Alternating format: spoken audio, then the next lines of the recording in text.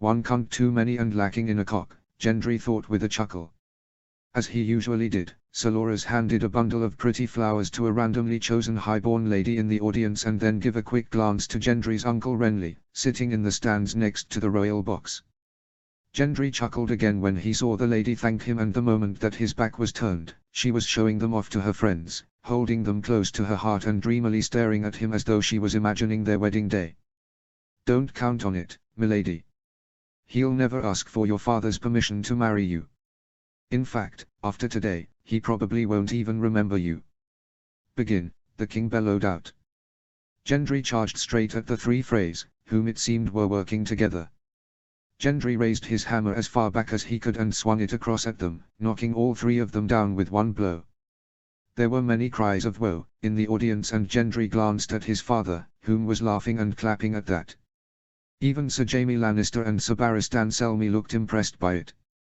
But it was father's praise which gave Gendry more confidence as he moved to fight one of the Hedge Knights. The Hedge Knight struck at his hammer mid-air, but Gendry used his shield to slam his sword aside, and then he smashed his hammer down onto the helmet of the Hedge Knight. He fell down, his helmet caved in and he had no way of taking it off. Gendry then spotted Sir Preston Greenfield. He had beaten the Bracken and turned to face Gendry. Gendry could see his feet were indeed slow, as if both were limping. He dodged a blow from his sword and then he raised his shield to block his next blow.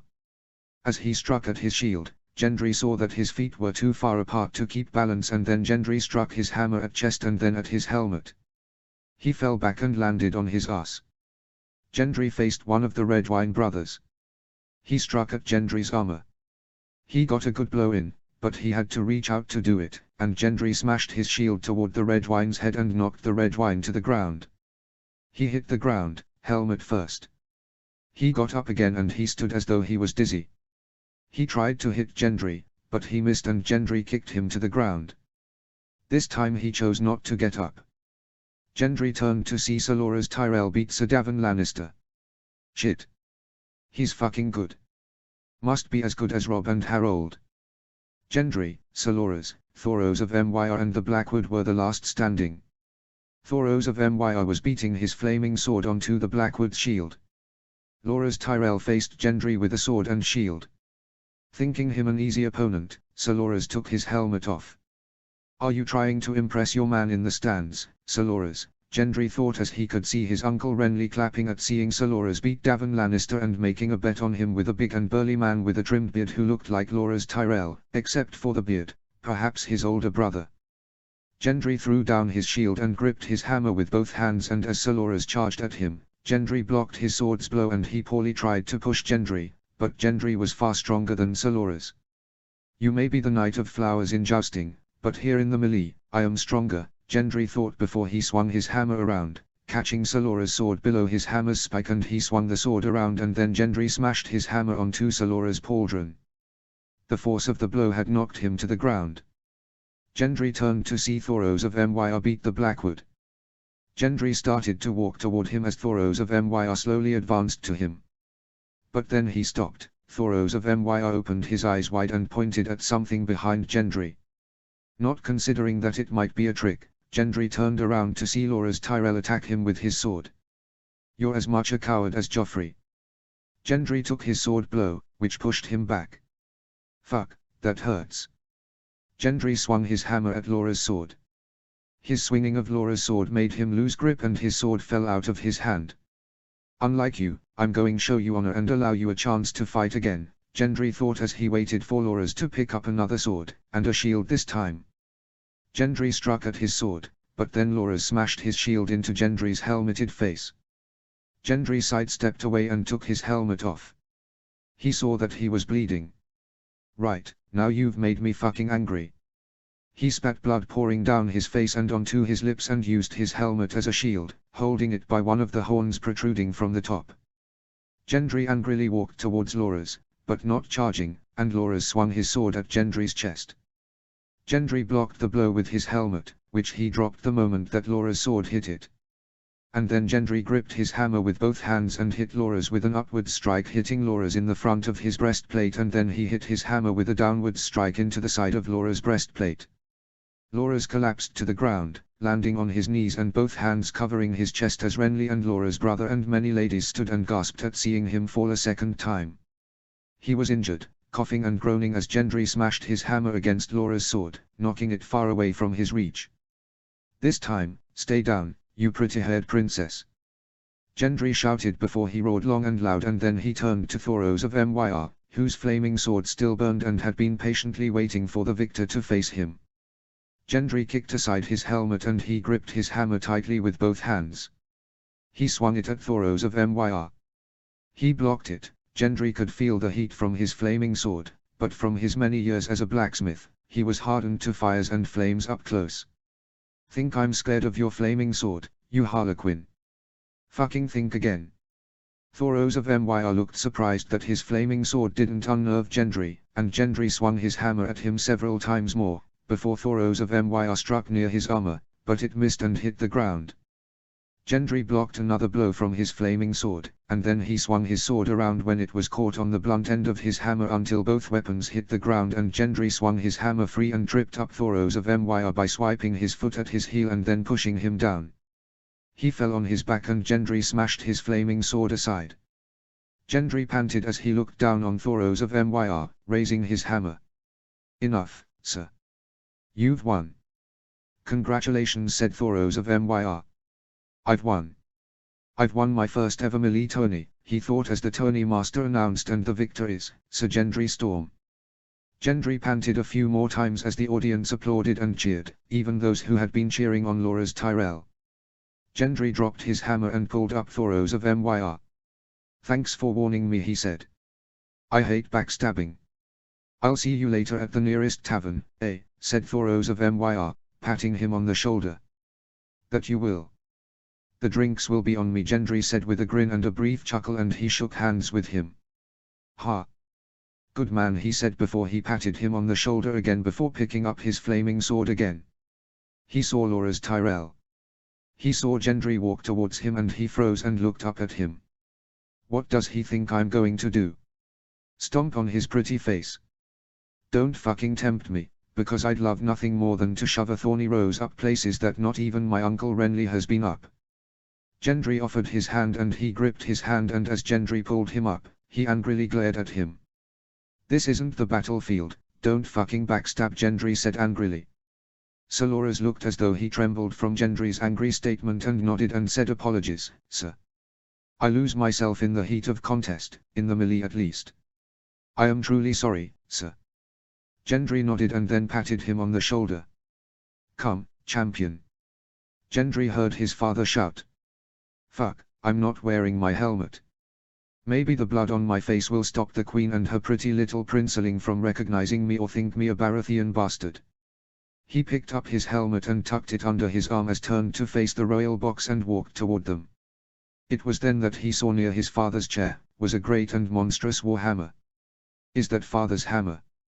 The same one he killed Rhaegar Targaryen with? It makes my own one look like a hammer you use for carpentry rather than a warhammer." He knelt before them and his father said, "Brilliant fighting, Sir Gendry Storm. Brilliant. I haven't seen someone best Thoros of Myr since the Greyjoy Rebellion. And I haven't laughed so hard in a long time than when I saw you smash those 3 Freys with just one blow." "Thank you, Your Grace," said Gendry. "Now, rise, boy, let me get a good look at the champion Stormlander," he said. Gendry hesitated for a moment and stood up to face the king. Robert looked at him for a moment and he narrowed his eyes at Gendry. He could feel his heartbeat racing faster than he could remember it beating, and the sweat dribbling down his face felt heavier than his own blood pouring down. "Please don't ask me if I am your son here, in front of all of the local nobility, and in front of your queen and my vicious idiot brother. That bloody face isn't going to do you any favors with women, is it?" he asked with a kind smile. Gendry breathed a brief sigh of relief through his nose that was what he had asked him. "No, Your Grace.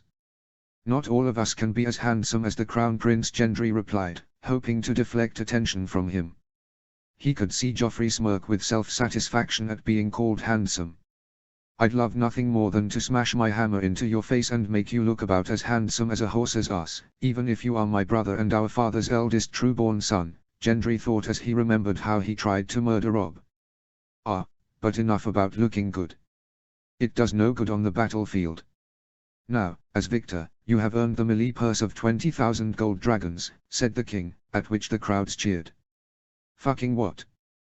20,000 gold dragons. I didn't know that the victor's purse is that enormous. What will it be for the jousting victor? Thank you, your grace, Gendry said, blushing when he realized how much money he had just won. He bowed to the king again, with cheers and claps from the crowd. One last thing, Sir Gendry Storm. I haven't seen a big and strong lad like yourself in a long time, especially one who favors the hammer to the sword.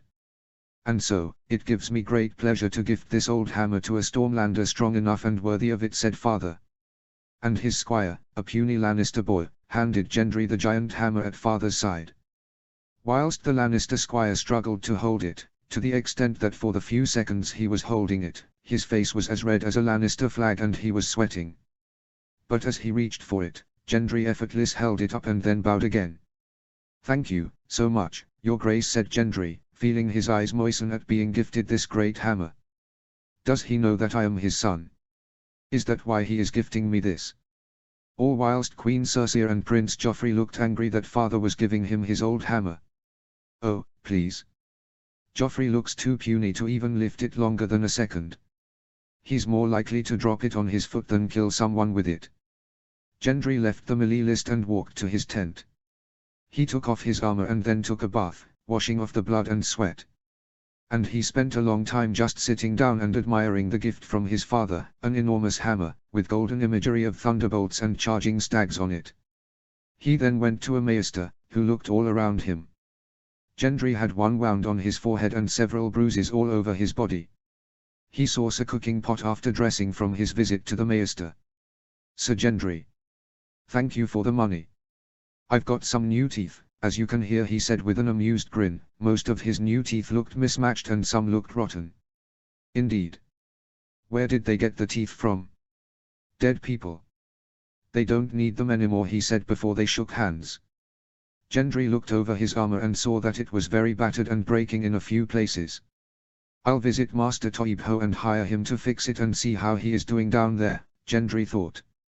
He took Falcon and his armor and rode to Visneur's Hill, all the memories coming back of delivering completed orders to Goldcloak officers, hedge knights and nobles coming to compete in a tourney.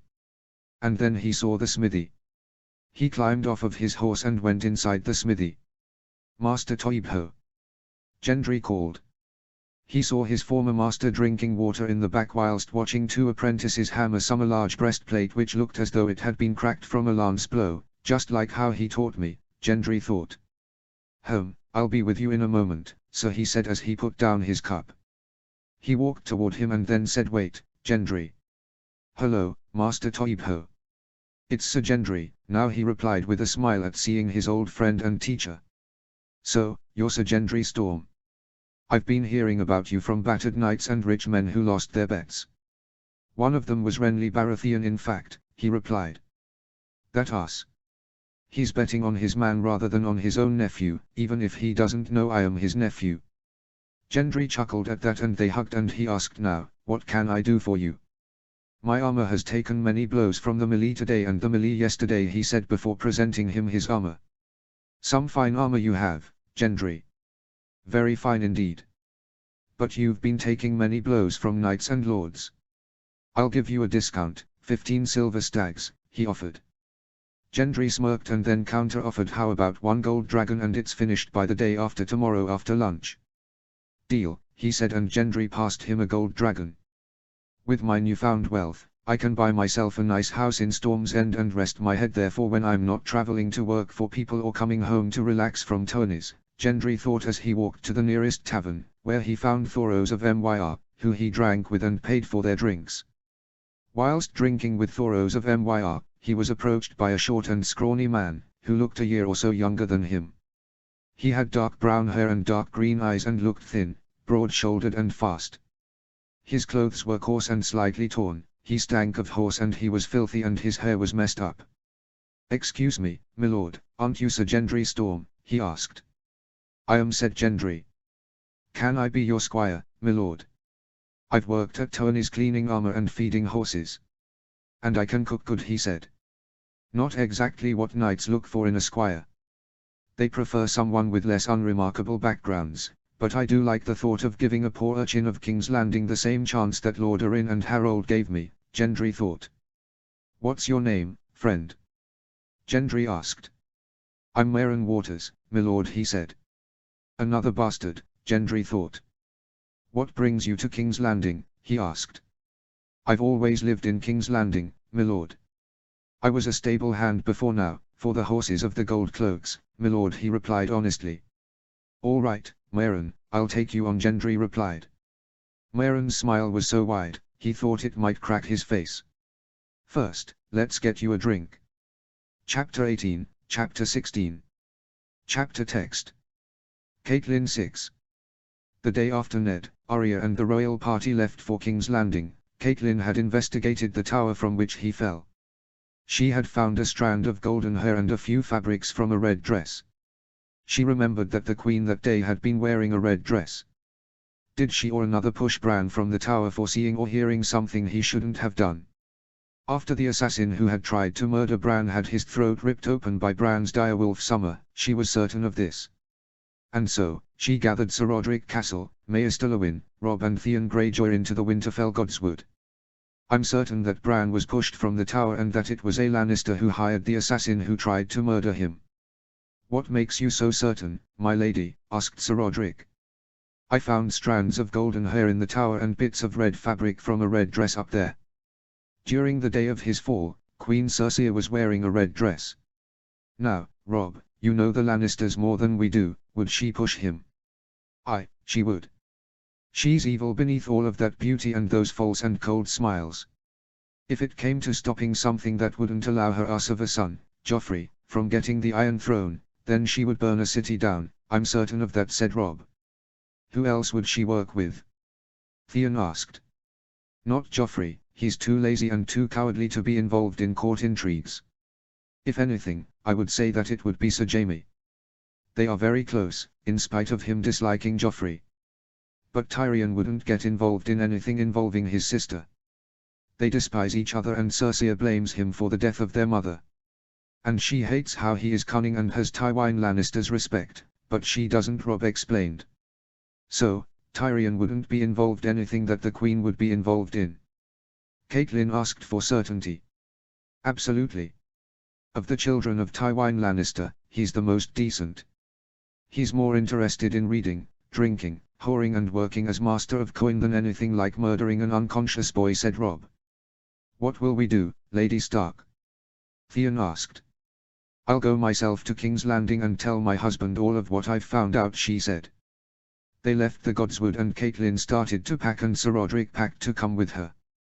But as she packed, she could hear running footsteps outside of her and Ned's bedchambers. Mother! Mother! Robb called. What is it? Catelyn asked as Robb opened the door, panting but looking excited. What is it? Catelyn asked again. Bran's awake and he's okay. He's not damaged any bones or anything, he said. Oh, thank the old gods and the new. Catelyn ran with Robb to Bran's chambers, where he was sitting on his bed, drinking water and Maester Lewin standing near him and examining the wound on the back of his head. Brandon, said Catelyn. Mother, he replied, and the two hugged and she cried as she held her son and hugged him tightly. Never ever climb again like that, okay? You had us all scared, she said before kissing repeatedly on his forehead. Can you remember anything from your fall, Bran? Theon asked as he and Sir Roderick joined them. Bran nodded and with a nod to her eldest son, Robb closed the door. Yeah. I was climbing and I heard a man and a woman talking. The woman asked the man if Jon Arryn could have known about them and he said that if he had told the king, then they and Joffrey, Myrcella and Tommen would be beheaded and their heads on top of the gates of King's Landing before marching on Casterly Rock. Robb, Theon, Maester Lewin, Sir Roderick and Catelyn looked at each other in confusion. What in seven hells? What is going on? If it was Cersei and Jaime Lannister, what secret was so terrible that Robert would kill them, his own children, and then march on Casterly Rock for? None of this makes any sense. Was there anything else, my lord? Asked Sir Roderick. Aye. The woman said that Stannis might know of them, but the man said that he would have no proof and that all Jon Arryn had to go on was some book. The woman said that she was worried that the wolf might find out, and the man said that if he did, his father would call the banners and bring war to the north and the riverlands. It was when he had spoken of war with the north and the riverlands, that I was so scared, and that was when I lost my grip and I fell. What is it that Jaime and Cersei Lannister were plotting on, that they would bring war to Riverrun and Winterfell just if Ned found out? Something evil is afoot. I need to get to King's Landing and tell Ned, now. Catelyn was scared for her family and her childhood home and the home of her children now that they were in the middle of a power struggle, all because of Tywin Lannister's twin children.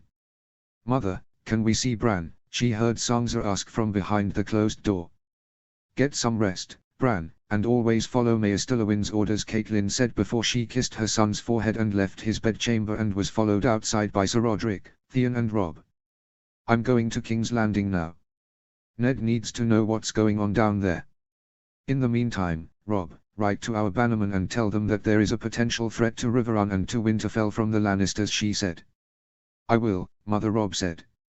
Catelyn left later that day with Sir Roderick and kissed goodbye to Robb, Sansa, Bran and Rickon. She thanked the old gods and the new gods for sparing Bran from death and from being crippled. "Spare both of my countries from war and my family, gods. There's been enough war in my lifetime. I have no wish to see it happen again in the lifetimes of my children." Gendry 6. Meryn Waters was a good squire. He worked hard and he always followed his orders. And his cooking was delicious. And Gendry promised him a silver stag for every moon, an offer which made Meryn's eyes open wide and stammer his gratitude. Gendry often sparred with him to teach him how to fight. And talking with Meryn, he found out that he was the bastard son of a whore and a gold cloak, and that he wanted to find a good living and maybe be a squire to a knight and leave King's Landing forever. He had told Gendry, "I just hate King's Landing, but I didn't want to leave until I had a good job and something secure and somewhere nicer to live. I don't want to be a knight or a warrior.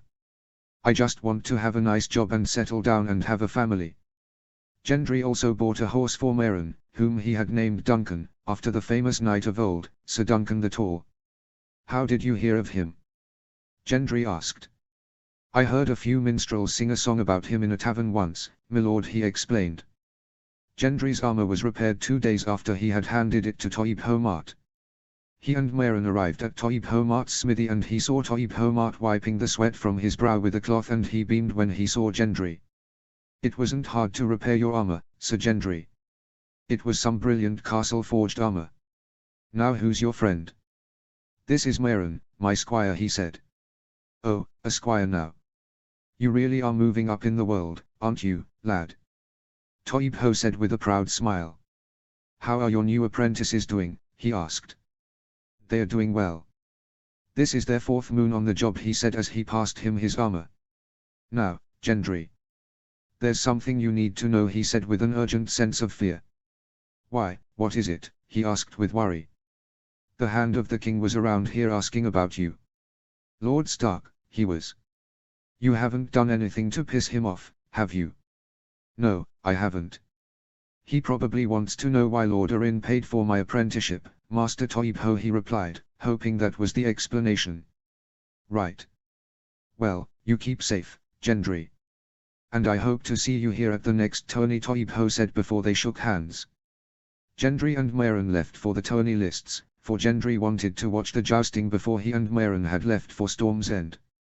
As they arrived, Gendry saw a familiar face walking down the jousting lists, dressed in fancy clothes and walking with a grand pomposity as though imagining himself as the next Knight of the Flowers as well as counting steps down the tourney lists. "Well, well, well. Look who it is. From squire to Lord Arryn, and now you're a knight. You've risen up in the world, haven't you, Hugh? Pompous prick, just like you've always been. And you're a fool if you think that that's what great jousters do before competing in a tourney. Neither Jaime Lannister, Barristan Selmy or Loras Tyrell have done that." Gendry decided to talk to him and see if he had improved on his manners. He said, "Congratulations on becoming a knight, Sir Hugh." Hugh stopped what he was doing and turned around. "Ah, the bastard Gendry. Well, if you're here to ask to be my squire, I've already got one." "Now fuck off," he said with an arrogant and self-satisfied grin. He reminded Gendry of all of the minor knights and lordlings whom Harold and Robb would defeat easily in the sparring yard in the Red Keep. Arrogant, full of themselves, acting as though they were living in a heroic song in their heads and that they would one day become knights of storied legend. I've got my own squire too, Sir Hugh. And I'm a knight. You know what they've started to call me since I won at the melee? Sir Gendry the Stormhammer. Thoros of Myr had started to call him Stormhammer in the tavern after he had hired Meryn. He had given him the nickname because of his great skill with the hammer, the fact that he was a Stormlander bastard and that he had decorated his cuirass with thunderbolts. Sir Hugh looked surprised and stuttered for a moment. 2 days ago, I beat a Kingsguard, Thoros of Myr and Loras Tyrell in the melee. And the king awarded me 20,000 gold dragons and gifted me his old hammer which he had used to kill Rhaegar Targaryen, Gendry said as he crossed his arms and grinned. I shouldn't be boasting, that's not what a true knight would do, like Harold always said. But I just want to get at this arseface for acting as though he is above me and that Lord Arryn would always favor him for making him his personal squire. Congratulations, Sir Gendry. Now, if you'll excuse me, I need to prepare for my jousting, he said through gritted teeth and looking green with envy and jealousy. Gendry held back a laugh and walked away back to Meryn. Oh, that felt good. Excuse me, Sir Hugh of the Vale. I have a summons for you from the hand of the king, said a man behind him. I know that voice. Gendry turned back around to see Captain Jory Castle try to talk to Hugh. But Hugh pompously reminded him that he is a knight and Jory wasn't, and that he would be glad to meet the hand of the king personally, but not take orders from a lowly captain. Jory looked as though he would love nothing more than to challenge him a duel and make him think again about his self-proclaimed superiority. Southerner knights, he heard him mutter with a sigh. Good afternoon, Captain Castle, said Gendry. Jory turned to face him and his eyes opened wide when he saw Gendry. Sir Gendry, it's good to see you again. Congratulations on being made a knight. Thank you. And it is good to see you again. I'm sorry you had to face that idiot. He was pompous even when he was Lord Arryn's squire, Gendry replied as they shook hands, whilst Captain Castle chuckled at his comment. What did Lord Stark want with Sir Pompous then? Gendry asked. Well, he actually wants to talk to you as well. If you would come with me. Sure, lead the way, said Gendry. Jory smiled as if he was thinking, finally a knight who isn't full of himself. Gendry and Meryn went with Jory to the back of the jousting tourney and Gendry saw Lord Stark. My lord, hand, Gendry said, bowing his head. Meryn did the same and Lord Stark looked at Gendry before asking, Sir Gendry, why did Lord Arryn pay for your apprenticeship and then hire you to be his nephew's squire? He said that he thought I'm a good lad when we first met, when I was 8 at the steps of the Great September of Baelor, my lord. And then when he hired me to be Sir Harold's squire, he told me that he knew who my father was after I had told him when I was 8 that I never knew my father and that my mother died when I was 5. I asked and he told me that I look like him, a lot, Gendry explained, without mentioning whom his father was, though he was certain that he already knew from looking at Gendry. He must know whom my father is if he is an old friend of his from when they were children. Gendry felt as though he could trust him, for Lord Arryn raised him alongside his father when they were boys and raised them like his own sons. And he was Rob's father and he spoke highly of his lord father as a good and honourable man. He told you who your father is? Lord Stark asked, his face turning grim. He looked at him as though he knew the answer to that also. Yes, my lord. That I'm a bastard of the king, Gendry replied, whilst glancing around his surroundings. Lord Stark nodded as though he knew this to be true. He was right. You do look a lot like him. But why are you so cautious about it? Lord Arryn told me to only tell those I trust and they were Lord Harold and your son, Rob, my lord. He said that Queen Cersei and Prince Joffrey might try and have me murdered if they found out that I am a Baratheon bastard, he explained. Have you had any threats? He asked. No, but I still don't like being in King's Landing, my lord. I keep my head down in the city at all times and avoid any contact with the Queen or any Lannister, and I'll leave as soon as the tourney is over, he explained. You're a smart lad, Sir Gendry. Did Lord Arryn tell you if he knew of any other of the King's bastards around King's Landing? No, I did see him talk with my Lord Uncle Stannis a few times in the Tower of the Hand, but never did I see him meet with anyone like me, he replied. If you're so afraid of being here, why did you come back? To fight in the tourney, my lord, and earn some money. I've been traveling around the Stormlands and helping people that need a hedge knight, as I had promised Lord Arryn I would do. And I wanted the chance to see my father up close and for him to see me, said Gendry. Thank you for your time, Sir Gendry. You may take your leave, he said politely. Gendry nodded and bowed his head to him and turned around. Oh, and Sir Gendry. Gendry turned around to face him again. My lord. You fought a lot like your father in the melee. Both times. It was as though I was seeing him fight at the trident again. You are more than worthy of his old hammer, he said. Gendry felt proud at hearing him say that as he and Meryn left the Hand and Jory. Chapter 19, Chapter 17. Chapter text. Robb 8. Robb's mother had returned home to Winterfell a few weeks after she had left to inform father about Brandon's recovery and what he remembered. Following mother's suggestion, Robb had written letters for all the lords of the north for them to get her their forces in the likelihood of a Lannister threat to Riverrun or to Winterfell. But he hadn't yet told them to assemble their forces at Winterfell until war had actually started. How was father and Arya? Robb asked as he greeted mother in the Great Keep. Your father hired a Bravo Sea dancing master for Arya, to teach her how Bravo Sea warriors fight, she replied with a noticeable lack of enthusiasm. Robb saw this and said with a grin, you do realize that she'll never be a perfect lady like Sansa, do you? Arya wants to be a warrior. We really should have sent her to Bear Island and learn to be a warrior alongside the bear-like Mormont women. What did Lord Stark say about your findings, Lady Stark? Asked Theon. He said that he already was investigating. He had just been talking with a bastard of the king, called Gendry. Sir Gendry Storm, Robb said instantly. You know him? She asked in surprise. He's a friend. He was the squire to Harold, chosen by Jon Arryn. He was always paranoid around the Lannisters and Joffrey, and it wasn't until I was in the Eyrie for Harold's coronation that he told me that he was Robert's bastard. He said that he had found a note left by Jon Arryn in his desk, simply saying the seed is strong. And he had also been threatened by Jaime Lannister whilst he had been meeting women and their children. The children all bore the strong look of the Baratheons. He said, be careful, Lord Stark. The streets of King's Landing are dangerous, even for the Hand of the King. There's definitely something that the Lannisters are trying to pull off. Clearly, but we don't know what it is. Did father find out what book they talked about that Bran overheard? Robb asked. Yes, he did. It was the lineages and histories of the great houses of the Seven Kingdoms, she replied as the four sat down. What could be significance of that? Robb asked. Who can say, my lord? But if anyone can figure it out, it's your lord father, said Sir Roderick. Robb didn't like how his father was so far away in King's Landing. He wanted all of his family together. The pack always survives, his father told him and his siblings. And that when winter comes, the lone wolf doesn't survive. The pack should never have separated. Robb had already greeted Tyrion Lannister and Night's Watchman Yoren as they were passing through Winterfell. Tyrion had been kind to Bran and wished him well in recovering, though Robb told Bran to make no mention of what he had overheard his brother and sister say. And because of mother telling him not climb anymore, Bran was enjoying horse riding more in the Wolf's Wood. And it was on one such occasion that Bran was almost kidnapped by a team of wildlings before they were killed by Robb and Theon.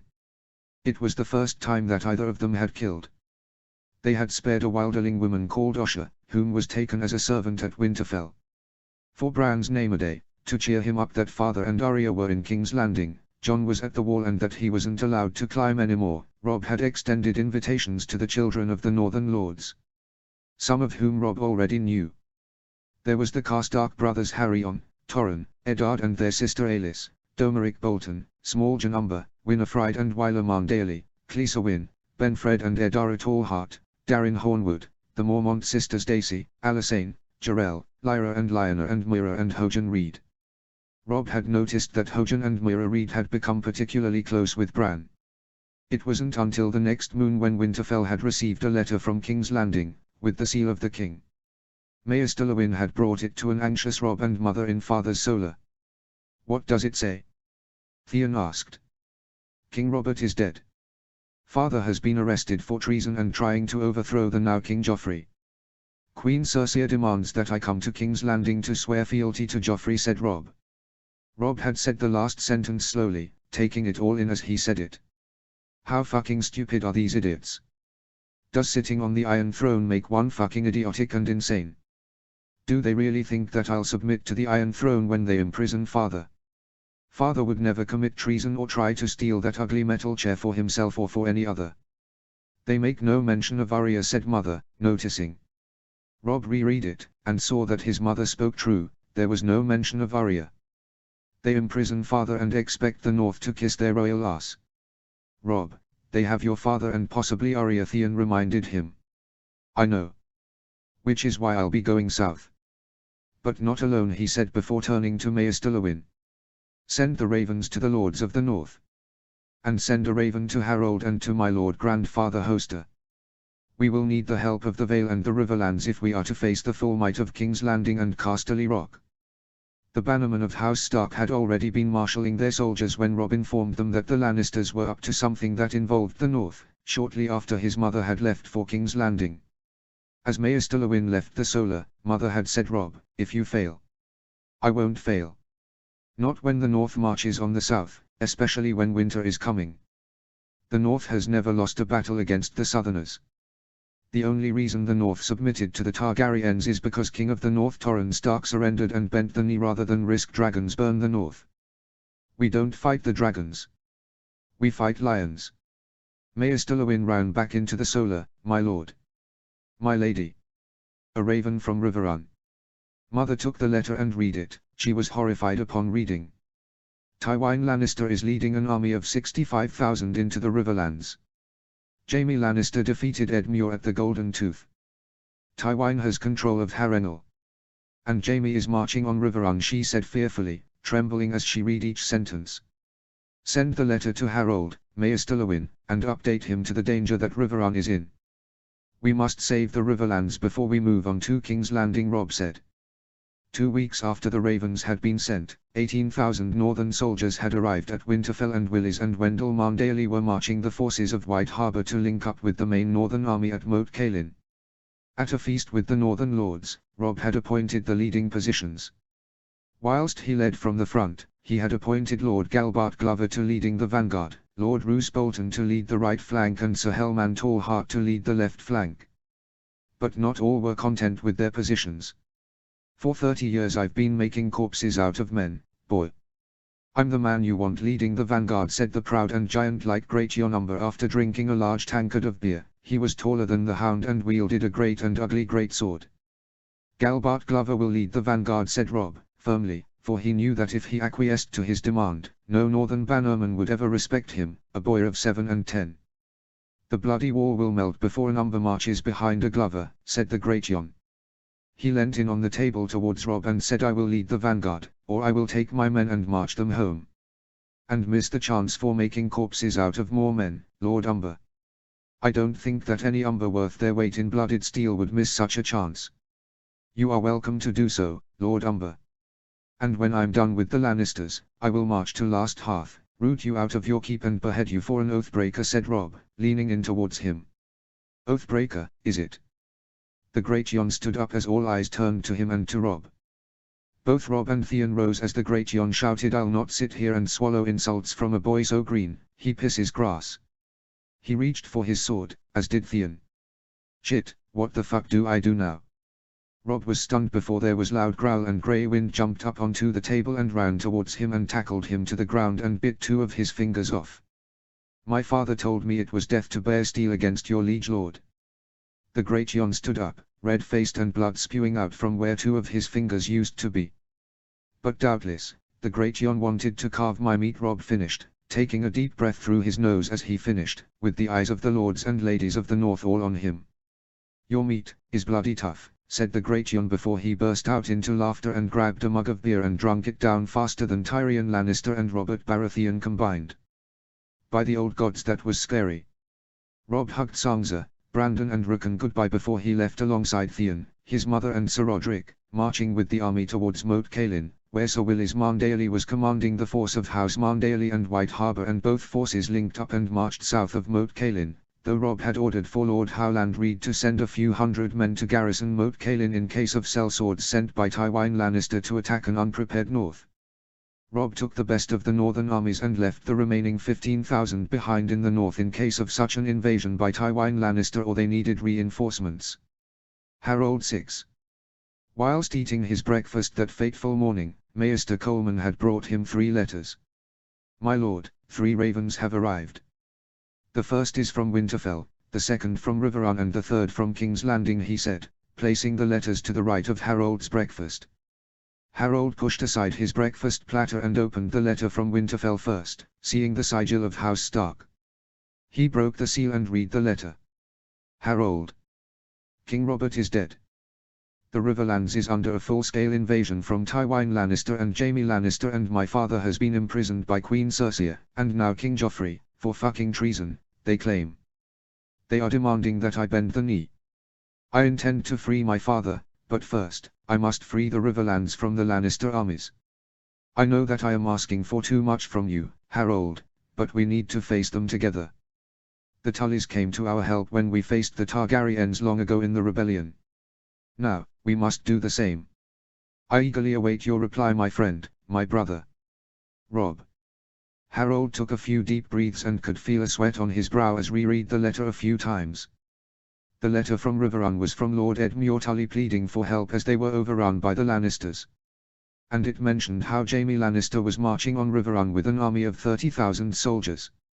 Finally, he opened the letter from King's Landing, sealed with Joffrey's personal sigil, a Baratheon stag on one side and a Lannister lion on the other. "Sir Harold of the House Arryn, Lord of the Eyrie, Defender of the Vale and Warden of the East.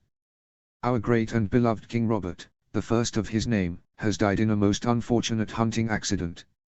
Joffrey, the Crown Prince, has been crowned as our new king. As a good lord and a worthy vassal of the Seven Kingdoms, you are hereby called to King's Landing to swear fealty to your new king. Joffrey of the House Baratheon, the first of his name, King of the Andals and the Rhoynar and the First Men, Lord of the Seven Kingdoms and Protector of the Realm. We will be glad to welcome you to King's Landing once again, Lord Arryn. Cersei Lannister, Queen Regent of the Seven Kingdoms. Do these stupid fucking Lannisters actually think that I would side with them and swear fealty to a cruel and evil king who hates me and wants me dead and actually threatened me with such? A king who tried to murder my best friend. And now a king who has imprisoned the Lord Father of said friend and my betrothed. They truly have let power drive them as mad as the Mad King. Maester Coleman." Savardis Harold called to them as they were chatting in the corner of the feast hall. "My lord," replied Maester Coleman. "What make you of these letters?" Maester Coleman and Savardis walked to his side and read each of the 3 letters. "If the Riverlands is calling for help and the North is marching to join them and protect the Riverlands alongside the Riverlords, then we must do the same and join them, my lord," said Savardis. "I agree, my lord. Your lord uncle did not hesitate to call the banners of the Vale to war against the Mad King when Aerys Targaryen demanded that he hand over Eddard Stark and Robert Baratheon. Because of the efforts of Jon Arryn, Winterfell and Riverrun have been close friends of the Eyrie for a long time.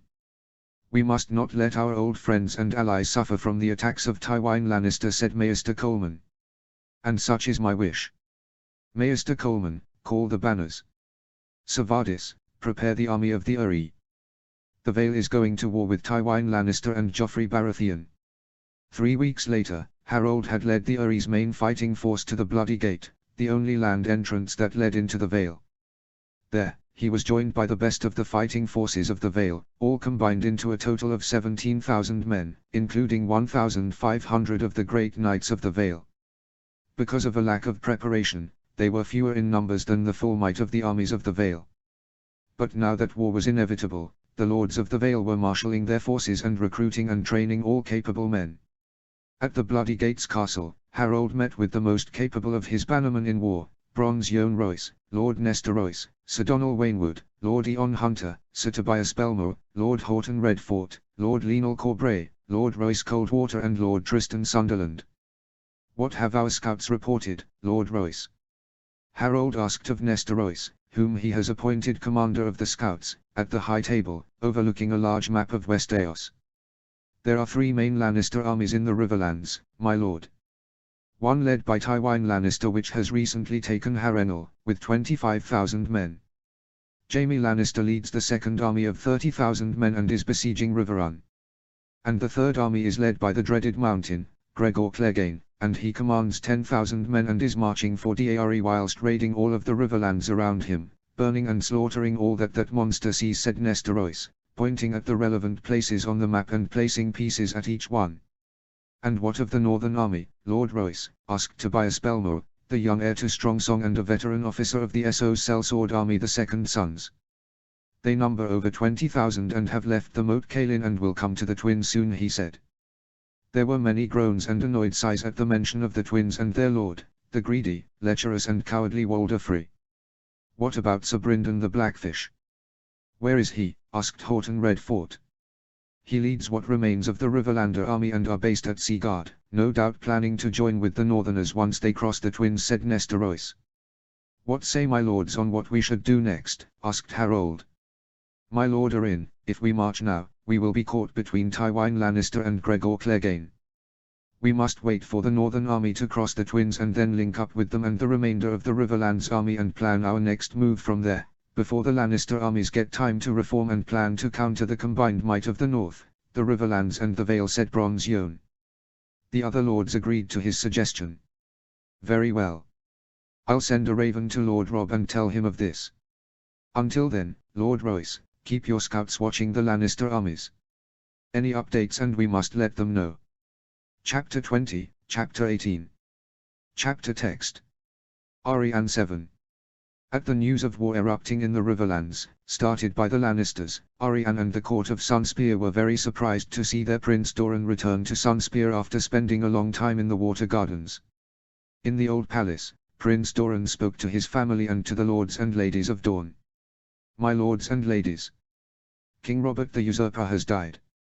Suspiciously it would seem, drunk whilst hunting a boar. But, he's dead nonetheless. The hand of the king, Ned Stark, has been imprisoned for treason. They claim that he tried to overthrow the new king. But now this same new king, Joffrey, is demanding that I come to King's Landing to swear fealty to him. Meanwhile, Tywin Lannister is raiding and pillaging the Riverlands and Jaime Lannister the Kingslayer is besieging Riverrun. And what remains of the armies of the Riverlands have fled to Seaguard.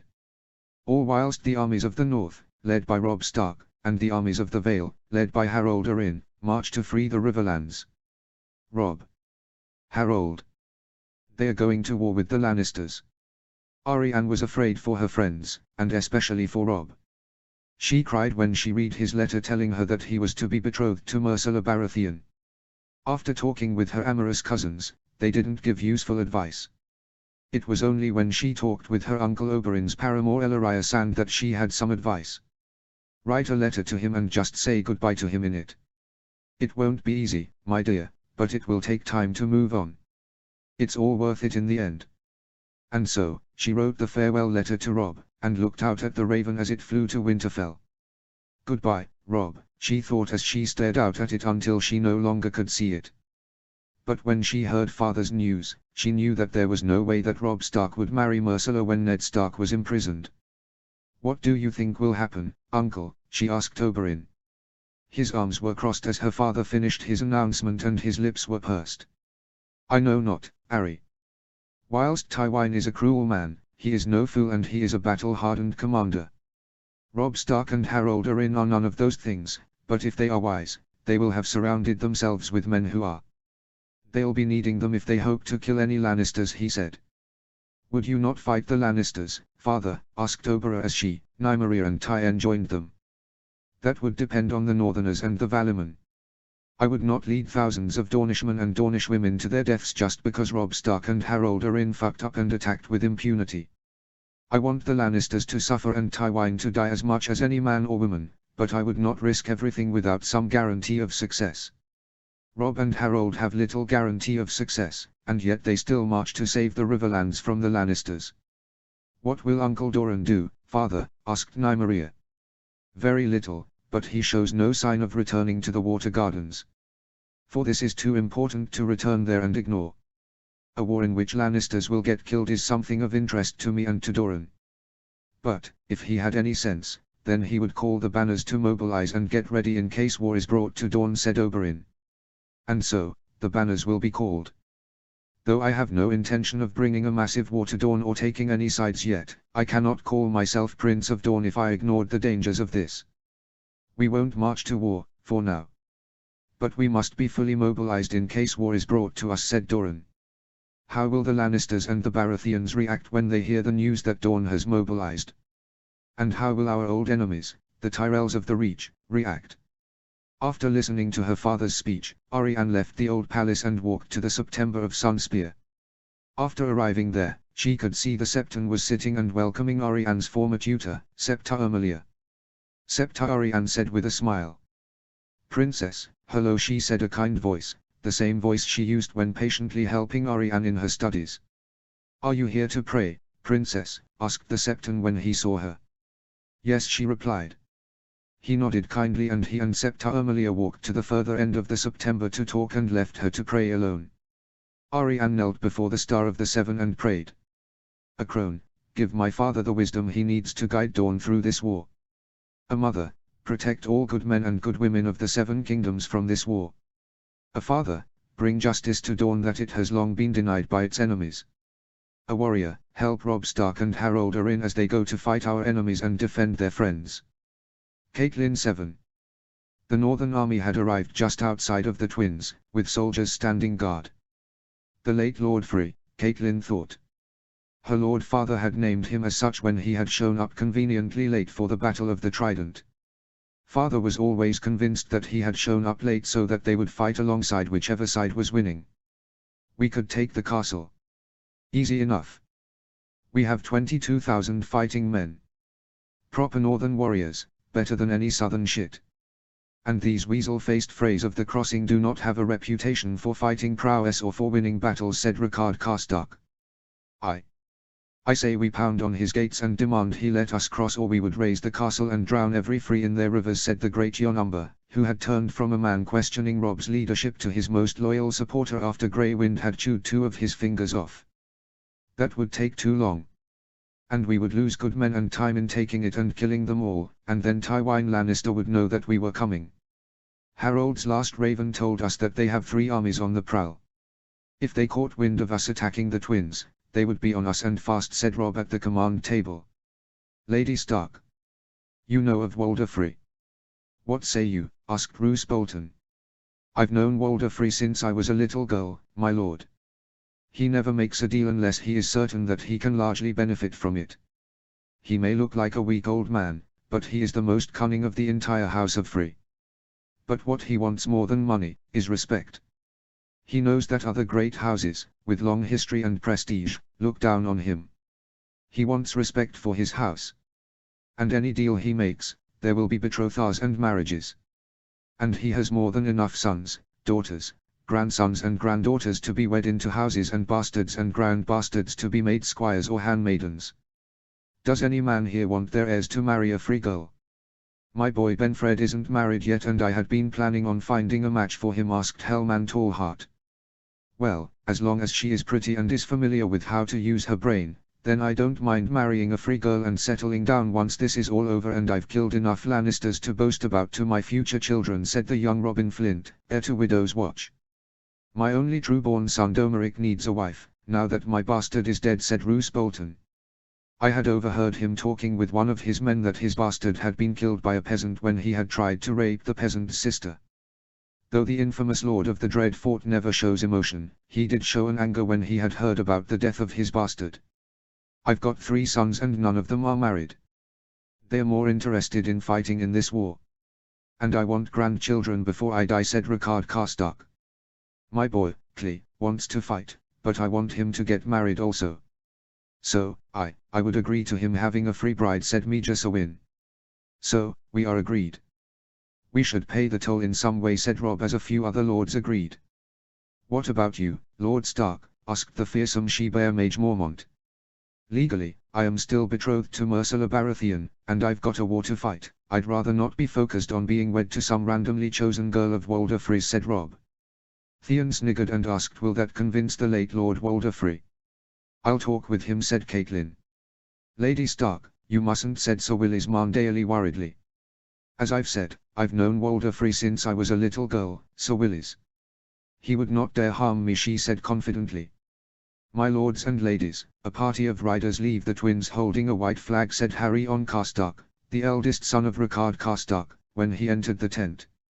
I'll meet them, said Catelyn. She was escorted by Harry on Karstark to meet them. From a distance she recognized Sir Stephen Frey, Walder Frey's eldest son and heir. Sir Stephen, good day, she said. Good day, Lady Stark.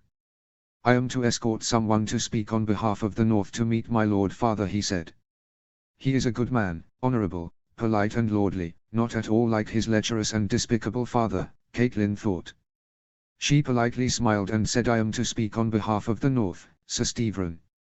Very good, Lady Stark, he said, and she followed them into the twins.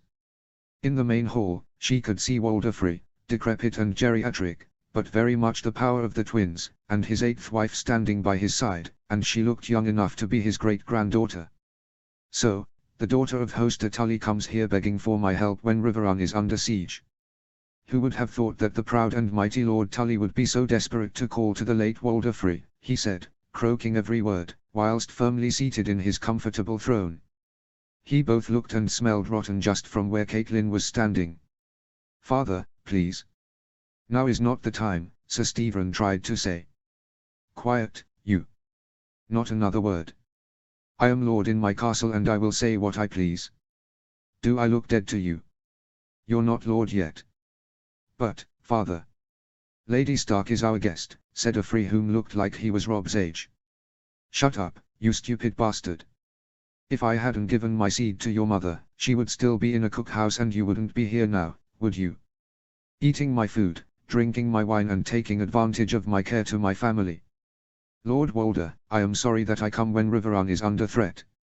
I know that you must be concerned for the safety of your people and your family.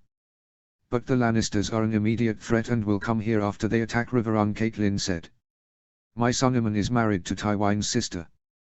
Though Tywin has hated the fact ever since he was 10, it is a marriage with a great house, nonetheless.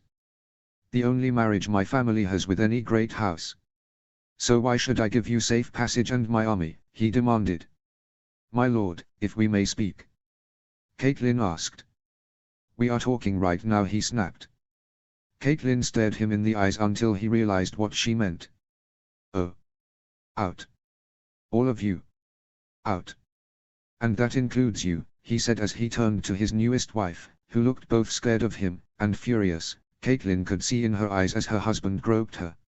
She looks about the same age as Sansa, Catelyn thought with absolute disgust. So, what can you offer me, he demanded. A number of northern lords, only 10 minutes ago, expressed their willingness for free women to marry their sons and heirs, she replied, realizing that being charming wasn't going to work and that she should entice him with what would interest him. Both of his weak and grey eyebrows raised and he looked very intrigued. Their names. Umber. Karstark. Bolton. Forrester. Flint. Tallheart. Sewin. Ryswell. And Lord Galbart Glover's barren wife died less than a year ago and he has no heir other than his younger brother. Also, I would be glad for a free girl to be betrothed to my third son Rickon, one of my choosing of course, my lord. And, as you're probably aware, my younger brother, Lord Ed Muir, is unwed. Perhaps it is time that he stops spending time in brothels and taverns, she answered. The mention of each house stirred his interest, especially the thought of his house marrying into the great houses of Stark and Tully. Why would Ed Muir marry one of my daughters? I've tried in the past to arrange such a marriage several times, but your father has refused, he pointed out. My lord, once the siege of Riverrun is lifted, and free soldiers and knights are seen to have liberated it alongside the northern army, then my lord father will surely show his gratitude by agreeing to the match. You have my word that it is a match which myself, my uncle Brynden and my son will convince both my father and my brother is for the best, she said, at which he nodded. Why not your eldest, Robb? The future Lord of Winterfell, he asked. He is still betrothed, she replied. Whatever. But I don't just have daughters and granddaughters to get rid of. I also have sons, grandsons and bastards. I want one of my sons to be your son's squire. My lord, why not speak with all northern lords and see what you can offer them and what would interest them and their heirs, whether as squires, handmaidens or as wives, she offered. He slowly nodded, with a cunning and self-satisfied smirk on his face. "Then, we have a deal?" she asked. "We do. We do." And so, she left and brought forth his conditions to her son and his bannermen. After an hour of negotiations, they had all signed a document ensuring that Roose Bolton heir Domeric, Ricard Carstark heir Harryon, Robin Flint heir to Widow's Watch, Great Jon Umber's eldest grandson Bomund, Gregor Forrester's heir Roderick, Helman Tallheart's heir Benfred, Roderick Ryswell's heir Roger, the widower Lord Galbart Glover and Meja Sawin's heir Clee would marry daughters of House Free. When Rickon came of age, he would marry a free girl of Caitlyn's choosing. And Edmure would marry a free girl of Walder's choosing. Rob took on Walder's son Oliver as his squire, as did many northern lords. And the women of House Free whom were to be married off to northern houses were also given bastard handmaidens of House Free. They each signed the document, and the last to sign was Walder Free himself, though he took a long time to do so in his fragile state. And with this, they crossed the Twins, with an addition of 2,000 free knights and soldiers joining their ranks, led by Sir Stephen Free. And the remnants of the Riverlands army, led by Caitlyn's uncle Bryndon, joined them with a force of 8,000 from Seaguard as they rode to join the Vale army at the outskirts of the Bloody Gate. With all three armies combined, they formed a total of 49,000 knights and soldiers. Harold 7. When he saw Rob at the foot of the Bloody Gate, he was glad to see him. "By the old gods and the new, it is good to see you again, you beautiful wolf. If Gendry was here, then our old team would be reunited." The two lords hugged as they greeted each other. "Thank you for coming, Harold," he said. "I'm proud to have come, my friend. Anything we can do for the Riverlands? How many men do you have with you?" 22,000 Northerners and 10,000 Rivermen. "What of you?" asked Rob. 17,000 Valiman. "You won't believe how many knights want their chance for glory. But more will be coming as soon as they are trained and equipped," he said. Harold had left Savardis in charge of training and equipping reinforcements at the Bloody Gate in preparation for joining the war. "Lord Harold are in?" Harold heard a woman's voice ask. He turned to see a graceful and beautiful woman in her 40s, and he saw that she wore northern furs, and yet she had the auburn hair of House Tully. Rob's lady mother, Caitlyn Stark, he realized. "Lady Stark, this is an honor. I am sorry though that we meet under these circumstances," he said with a bow. "It's an honor to meet you regardless. And I wish to express my thanks for coming to the aid of my old country," she said gratefully. "Our countries have long been friends, my lady. My house would not live up to its words if we did not come to the aid of Riverrun in its most dire hour of need," he replied. "Let's gather and plan in the castle," said Rob, changing the topic. "Yes, let's." And so, the Lords of the North, the Vale and the Riverlands met to plan in the castle. "Have there been any changes in the situation?" asked Sir Bryndon Blackfish. "None, Sir Bryndon. Jaime Lannister still besieges Riverrun. Lord Edmure holds, but only just. Tywin Lannister is preparing to move out if we venture further south on the outskirts of Lord Harroway's town. And the mountain is near to taking Dare Castle. And in the Stormlands, Renly Baratheon has declared himself the rightful king of the Seven Kingdoms in Storm's End. He has the support of the Stormlords and the support of the Reeklords, after marrying Margaery Tyrell," explained Nestor Royce. "What a fucking joke. The bedding ceremony must have been a few reluctant kisses and shy cuddles until Renly decided to go and say that he needs a shit, when he is just fucking her brother," Harold thought with amusement. "And then there's Stannis Baratheon. He has declared himself the rightful king in Dragonstone, and he has turned to the Eastern fire-worshipping god, Arla, with a red priestess advising him and burning septs and people alike," Nestor Royce finished. "Murderous fool. No good man would dare to follow such a king when he turns his back on his faith and would enforce such barbarism on people of all faiths of Westeros," said Sir Stephen Free. "True, Sir Stephen, but neither of Robert Baratheon's brothers are our priority, the three Lannister armies are," said Harold. "And we can't make any movement without any of them knowing. If we moved on Tywin first, the other two armies could pause their sieges and flank us on both sides.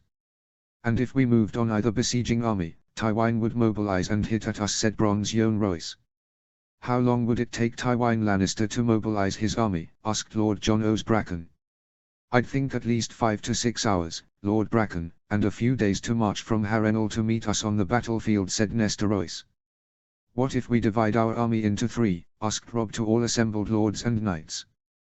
What do you mean, Lord Stark, asked Lord Jason Mallister as all eyes turned to Robb as he explained his plan.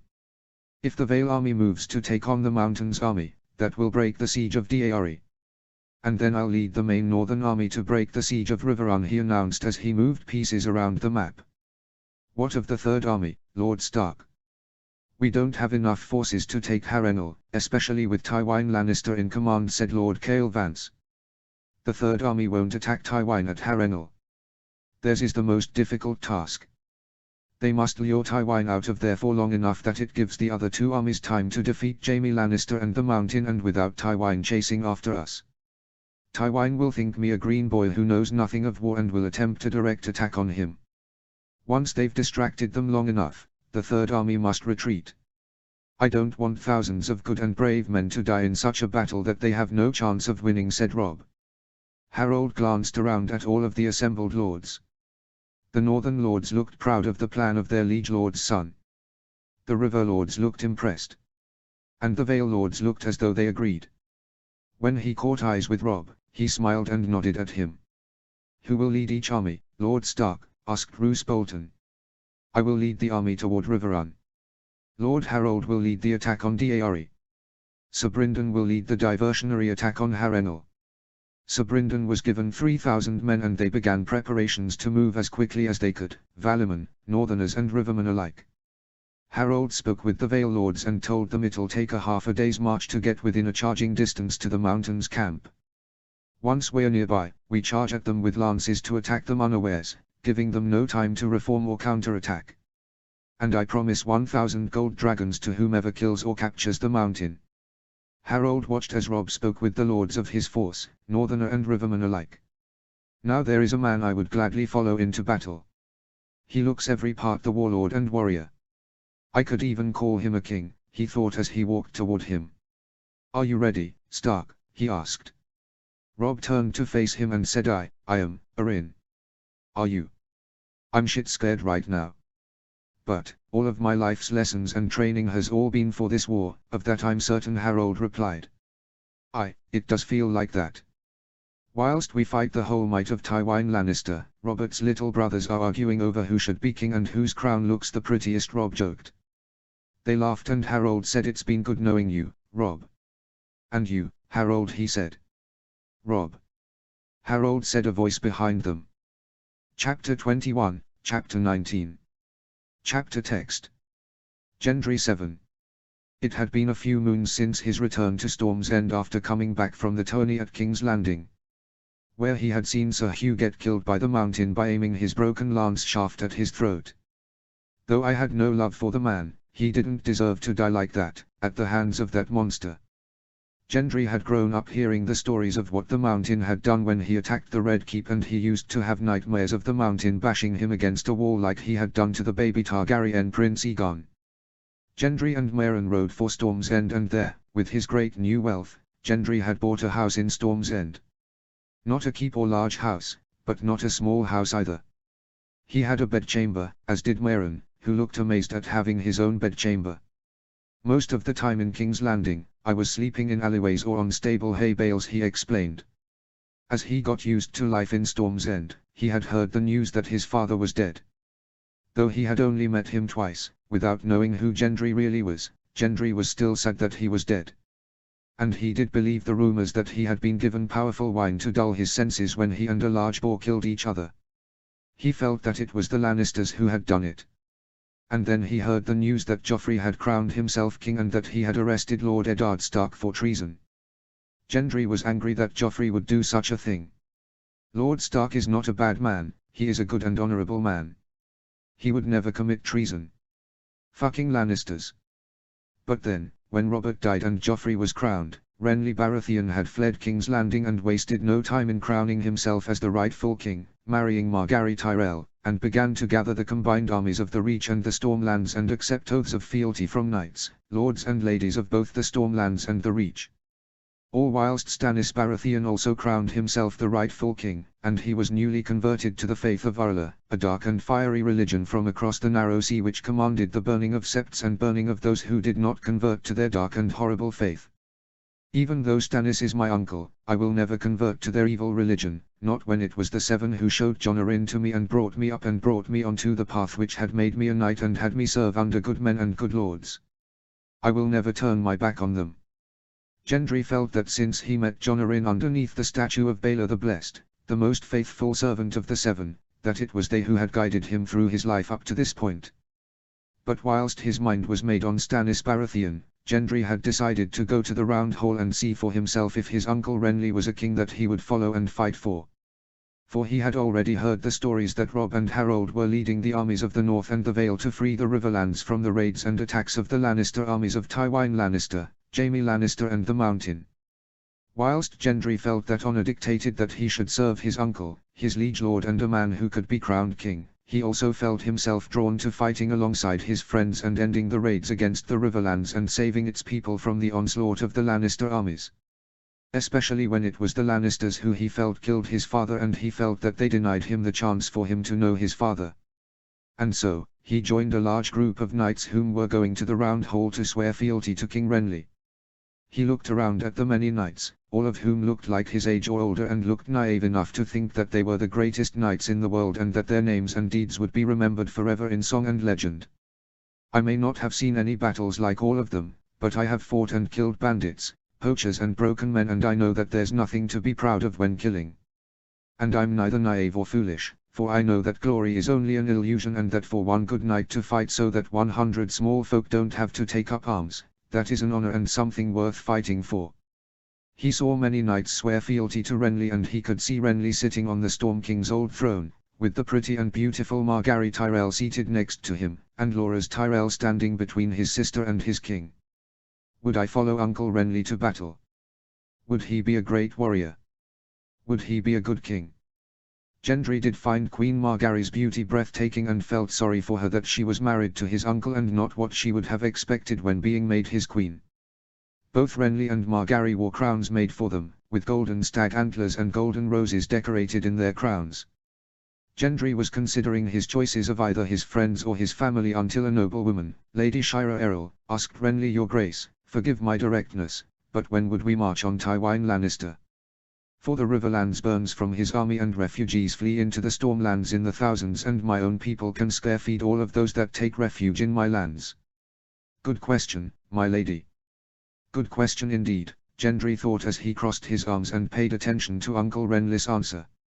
"Lady Errol, whilst Tywin Lannister busies himself against the armies of the Riverlands, and their allies from the north and the Vale, we shall take King's Landing and restore dignity and honor to the Iron Throne and then defeat Tywin Lannister together with Robb Stark, Harold Arryn and Hoster Tully. And then there shall be peace," Renly said elegantly in a silver-tongued way. "And how many innocent people will die whilst you attack King's Landing without helping Robb and Harold defeat the Lannister armies first? How many soldiers and knights would die without any strategic thinking involved? You're not a Baratheon warrior, just a milksop who thinks himself a king and have never ever fought in a war unlike your brothers. It appears that from Loras Tyrell's time as your squire and as your lover has made you forget you are a Stormlander. You are more Tyrell than you are Baratheon. You're not worthy to call yourself a king in the Stormlands, when you are more Lickspittle for Highgarden than you are a Stormlander." "I'm going to the Riverlands," Gendry decided with a grunt. He turned around to leave the queue, not realizing that eyes were on him. "Hold there, sir." "What's your name?" he heard a familiar voice shout. He stopped walking. He knew that voice, it was Loras Tyrell. "Don't get in my way, flower man, or I'll pretty your face even more with a few punches." Gendry turned around to face Loras Tyrell, and all eyes were on Gendry. Gendry walked closer until he stood next to Lady Errol. "Your Grace, my queen, I am Sir Gendry Storm, bastard son of Robert Baratheon," Gendry said to Renly and to Margaery Tyrell, bowing to each of them. There were many mutters from the knights and lords behind him at the mention of him being Robert Baratheon's bastard son. Loras recognized him as he walked closer, and Renly recognized him when he said his name. Margaery glanced at her brother and then at Gendry, as if she realized that Gendry was the same man who defeated her brother in the King's Landing melee. Renly looked closely at him and said with a nod, "Yes, you do look like my brother. But, why do you leave, Sir Gendry? Do you not want to fight the Lannisters, they who killed your father?" "More than anything, your Grace. But, a long time ago, I swore an oath to a good lord that if I become a knight, I would do what I could to help people and kill those who would kill innocent people. And I intend to do that, by fighting in the Riverlands alongside the armies of Robb Stark and Harold Arryn, he replied. You intend on betraying your liege lord and your king for a northern savage and a so-called Vale Knight? Loras demanded, which earned him a deep and dark scowl from Gendry, whilst he clenched his fists. How can he be my king when I have sworn no fealty to him? You idiot. And never ever talk about my friends like that, or I'll shave off all of that pretty hair until you're as bald as Varys. Loras, there's no need for that here, Margaery said as she turned to her brother with a gentle and calming smile before turning to Gendry with a polite and kind smile. By the Seven, she is the prettiest woman I have ever met, and she has such a kind and genuine smile, unlike that Lannister Harridan who married my father. I hope that Renly doesn't offend her by being with her brother. She seems like such a kind woman, I wouldn't want this to hurt her reputation. Margaery Tyrell whispered in Renly's ear, and he smiled and nodded as if she said something wise and agreeable. Come, Sir Gendry, let's talk further, he said, and he and Loras walked with Renly to the Storm King's Solar. How's your body after the hits I dealt you at the melee, Sir Loras? Gendry asked. Loras flushed red as though he hated remembering being defeated. They've healed, Sir Gendry, he replied. Glad to hear it, said Gendry. So, for a good lord as you would call him, not only would you turn from your king, but also your family? Renly asked as he sat down and Loras closed the door. You're not my king, I haven't sworn fealty to you. Your Grace, I would never turn from my family. But I would also never turn from my friends, especially the ones who call me a brother. For the good lord I mentioned, was Lord Jon Arryn. He raised me up and honoured me with his trust and made me squire to his nephew, the now Lord Harold Arryn. And whilst I was his squire, I was a friend to both he and to Robb Stark, during their times in King's Landing, he explained. I see. You are a friend to both Robb Stark and Harold Arryn, he asked, whilst he looked as though he was serendipitously intrigued. I am, Your Grace. They are dear friends of mine. The brothers I always wished I had growing up. They taught me how to fight, how to joust, and helped me to become the man I am today. They protected me many times, and I would gladly go and fight with them, he replied. Then, by all means, go and fight alongside them, with my permission and my blessing.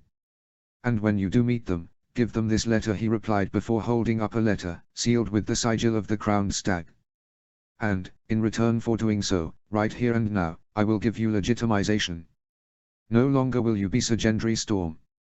You would be Sir Gendry Baratheon the Stormhammer, he explained. What?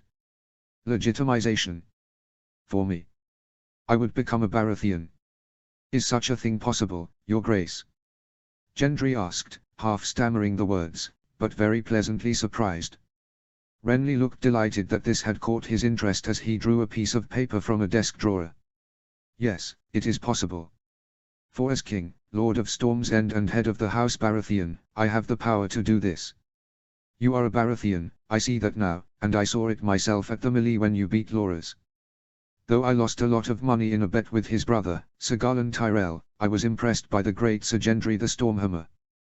The brutal idiot Joffrey and his siblings Myrcella and Tommen are no true Baratheons, they are Lannisters. You are a true Baratheon, in blood, and by name too. All I need to do, is to sign this and for you to sign it too. He smoothened the piece of paper, he wrote on it with a quill, and then he offered the quill to Gendry. Loras sniggered as though he thought that Gendry couldn't read or write. Gendry took the quill and signed his name, Sir Gendry Baratheon, and he felt a great pride when he wrote Baratheon next to his own name. I hope that you didn't think that I'm some stupid and illiterate bastard, Sir Loras, he asked as he stood straight. Loras flushed with red at his direct question.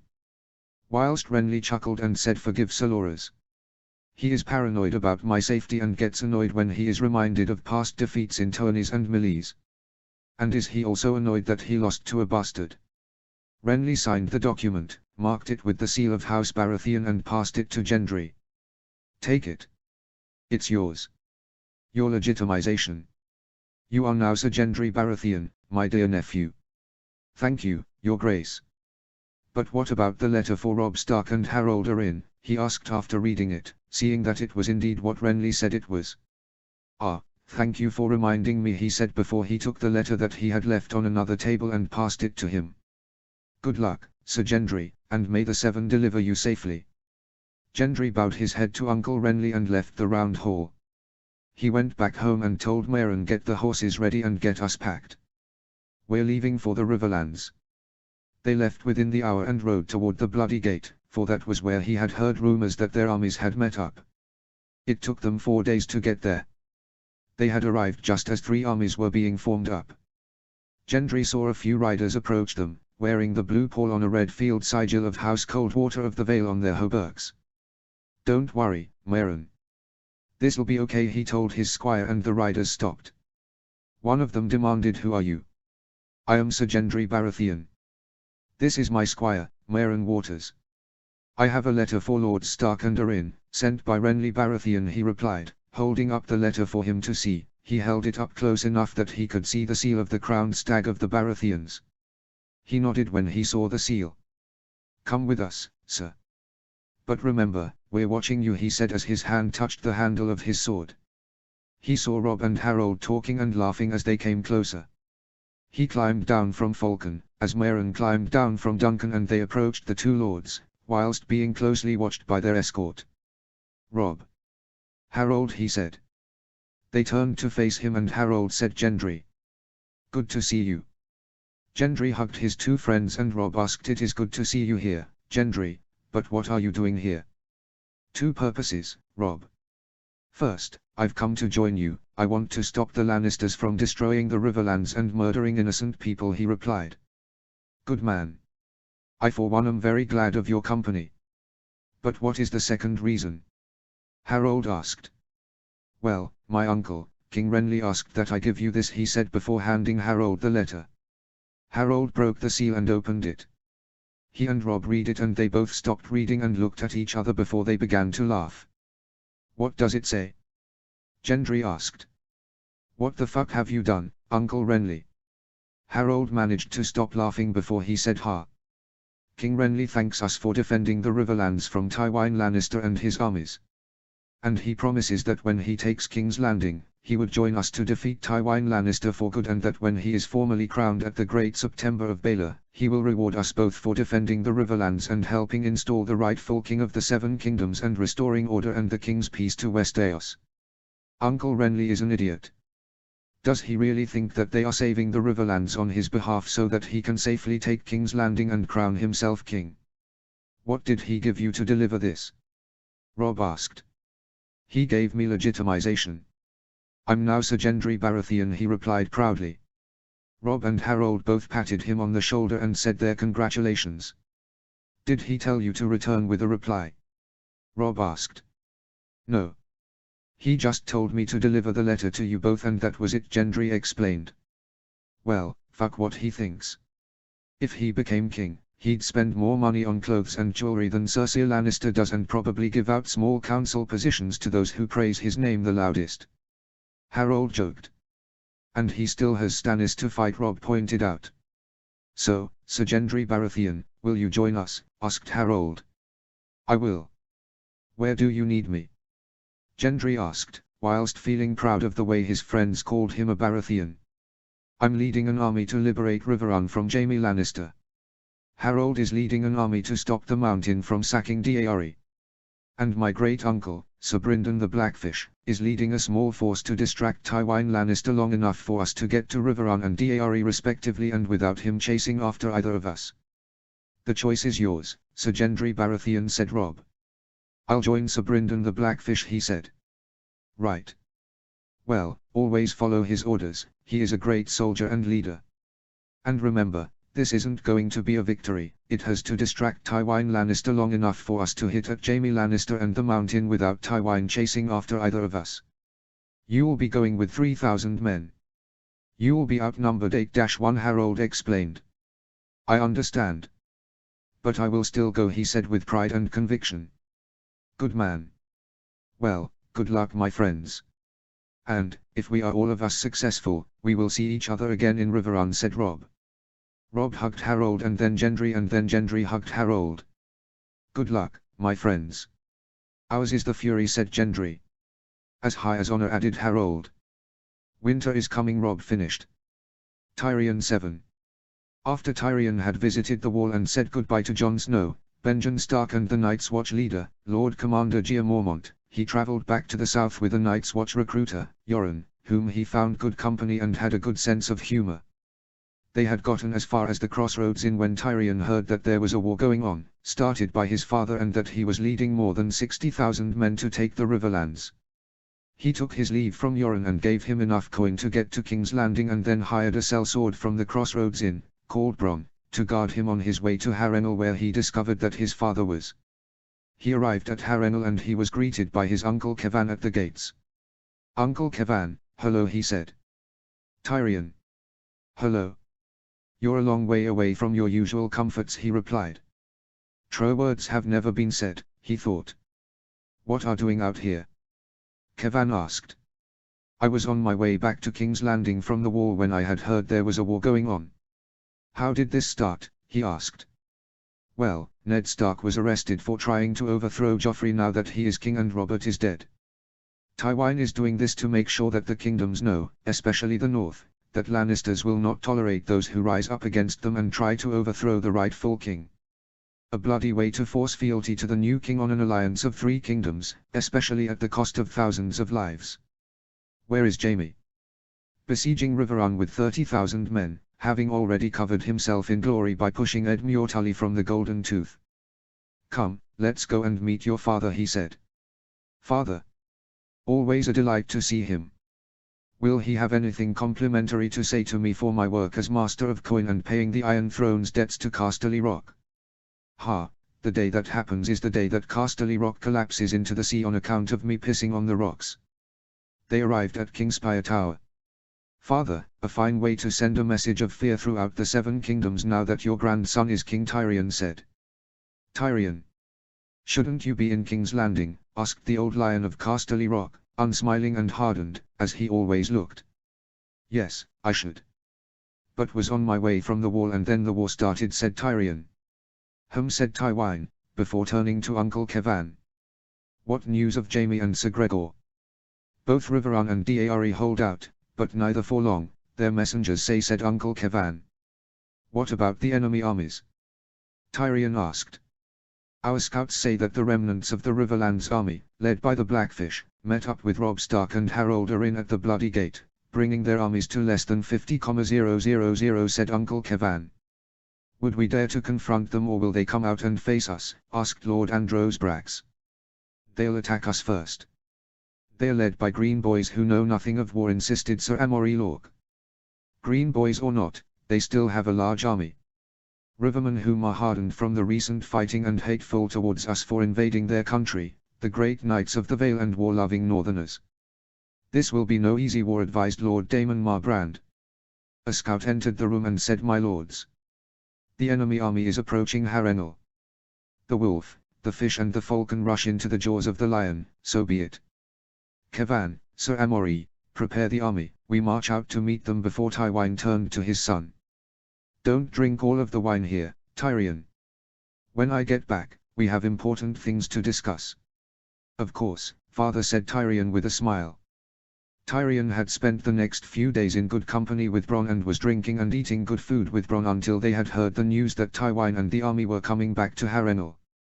On the 4th day after Tywin and his army had left, Tyrion looked out from the battlements and Tyrion could sense that something was wrong. He could feel it, for the hairs on the back of his neck stood strong and he didn't see any captured Stark, Tully or Arryn banners. There weren't any captured banners at all. "Does that look like a victorious army to you?" Tyrion asked. "No, it does not. It looks like an army that just missed its chance of glory," said Bronn. "I fancy myself a drink until they arrive, and maybe even a fuck," said Tyrion. "Ah, speaking of which, I've got something in your chambers which may surprise you," said Bronn. Now that intrigues me.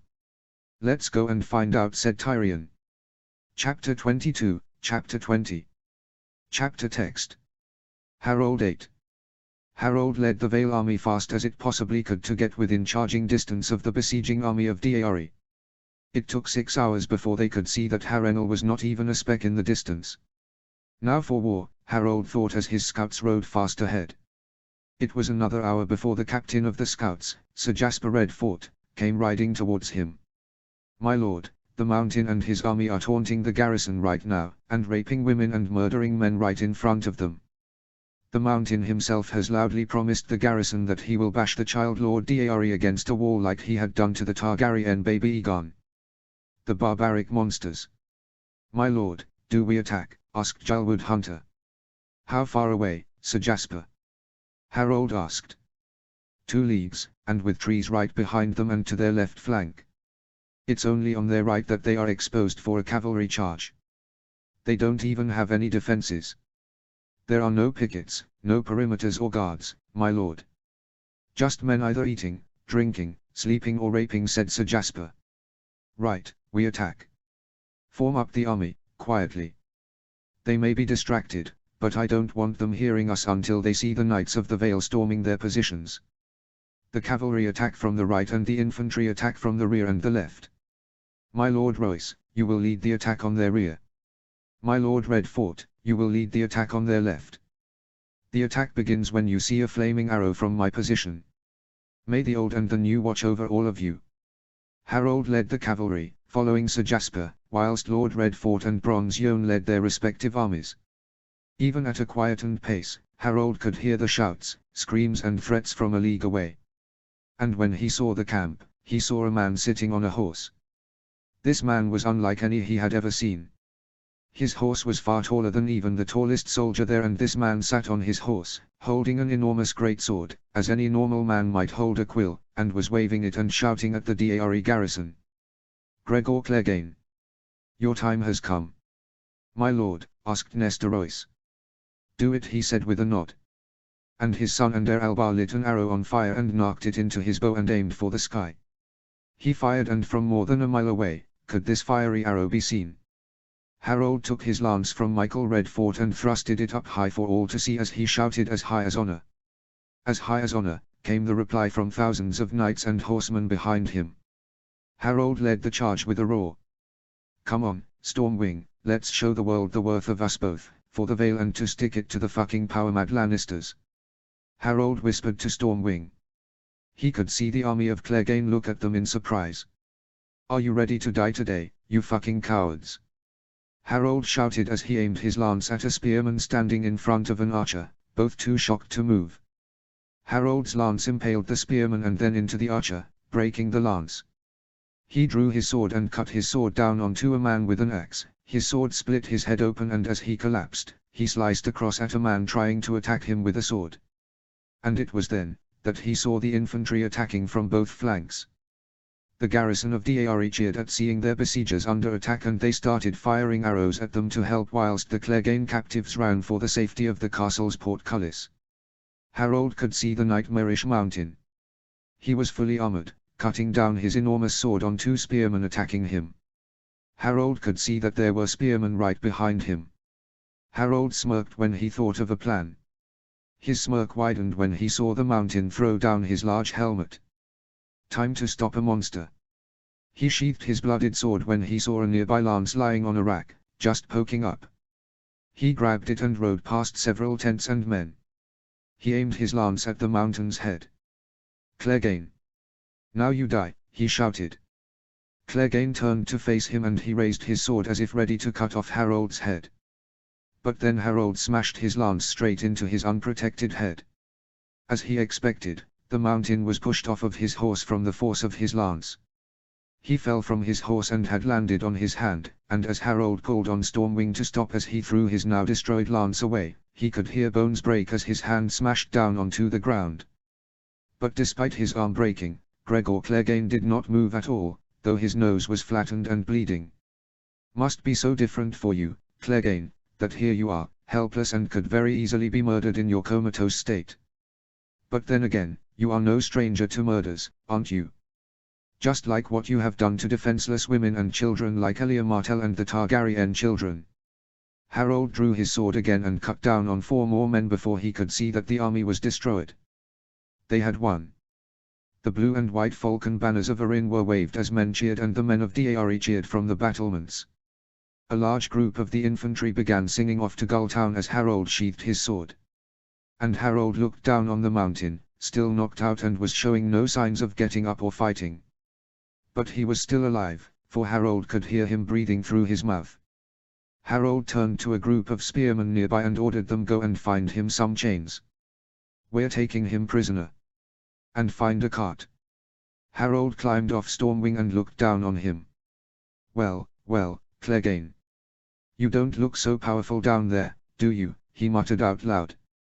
Harold tested him by stabbing Clegane's unbroken arm. His blade pierced through the chainmail where it was at its weakest, and even as he could feel his blade pierce flesh, there was still no sound of pain or fury from this gigantic behemoth of a disgraced knight.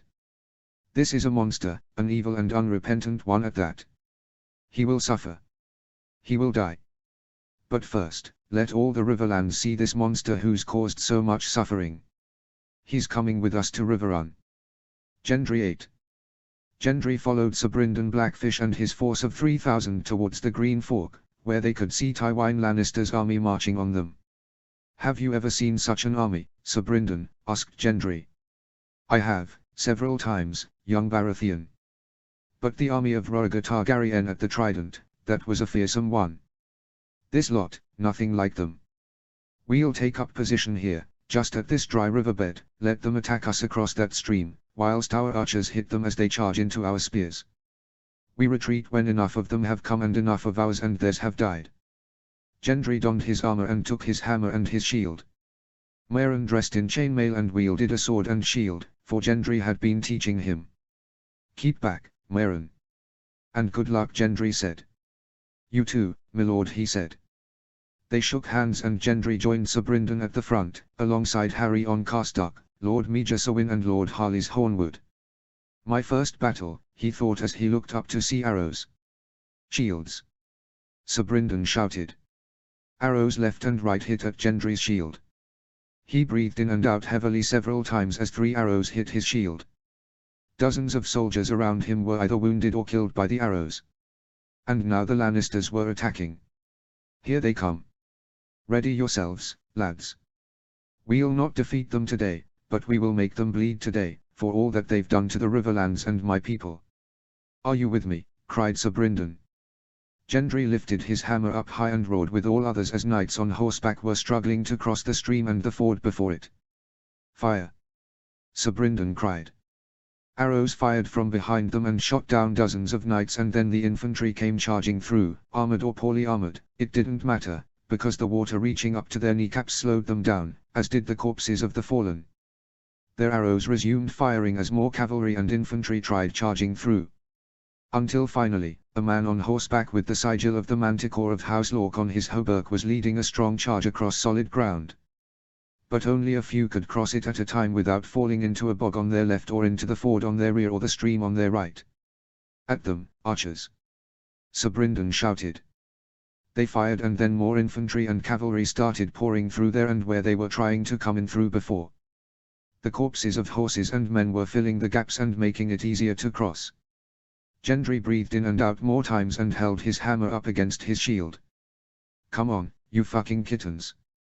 We're still here," he shouted, which caused cheers from behind him. An arrow had killed the horse of the Lork rider. Gendry could tell he must be a lord, for he was dressed in very fine armor that looked like the most expensive armor he and Toib Homart had sold at his smithy. But then Gendry remembered something. "Is that Amory Lork? I can remember Arianne Martell talking about how Gregor Clegane and Amory Lork murdered Elia Martell and her children. Lork himself had stabbed Rhaenys Targaryen to death as she lay in bed, a girl of only a few years.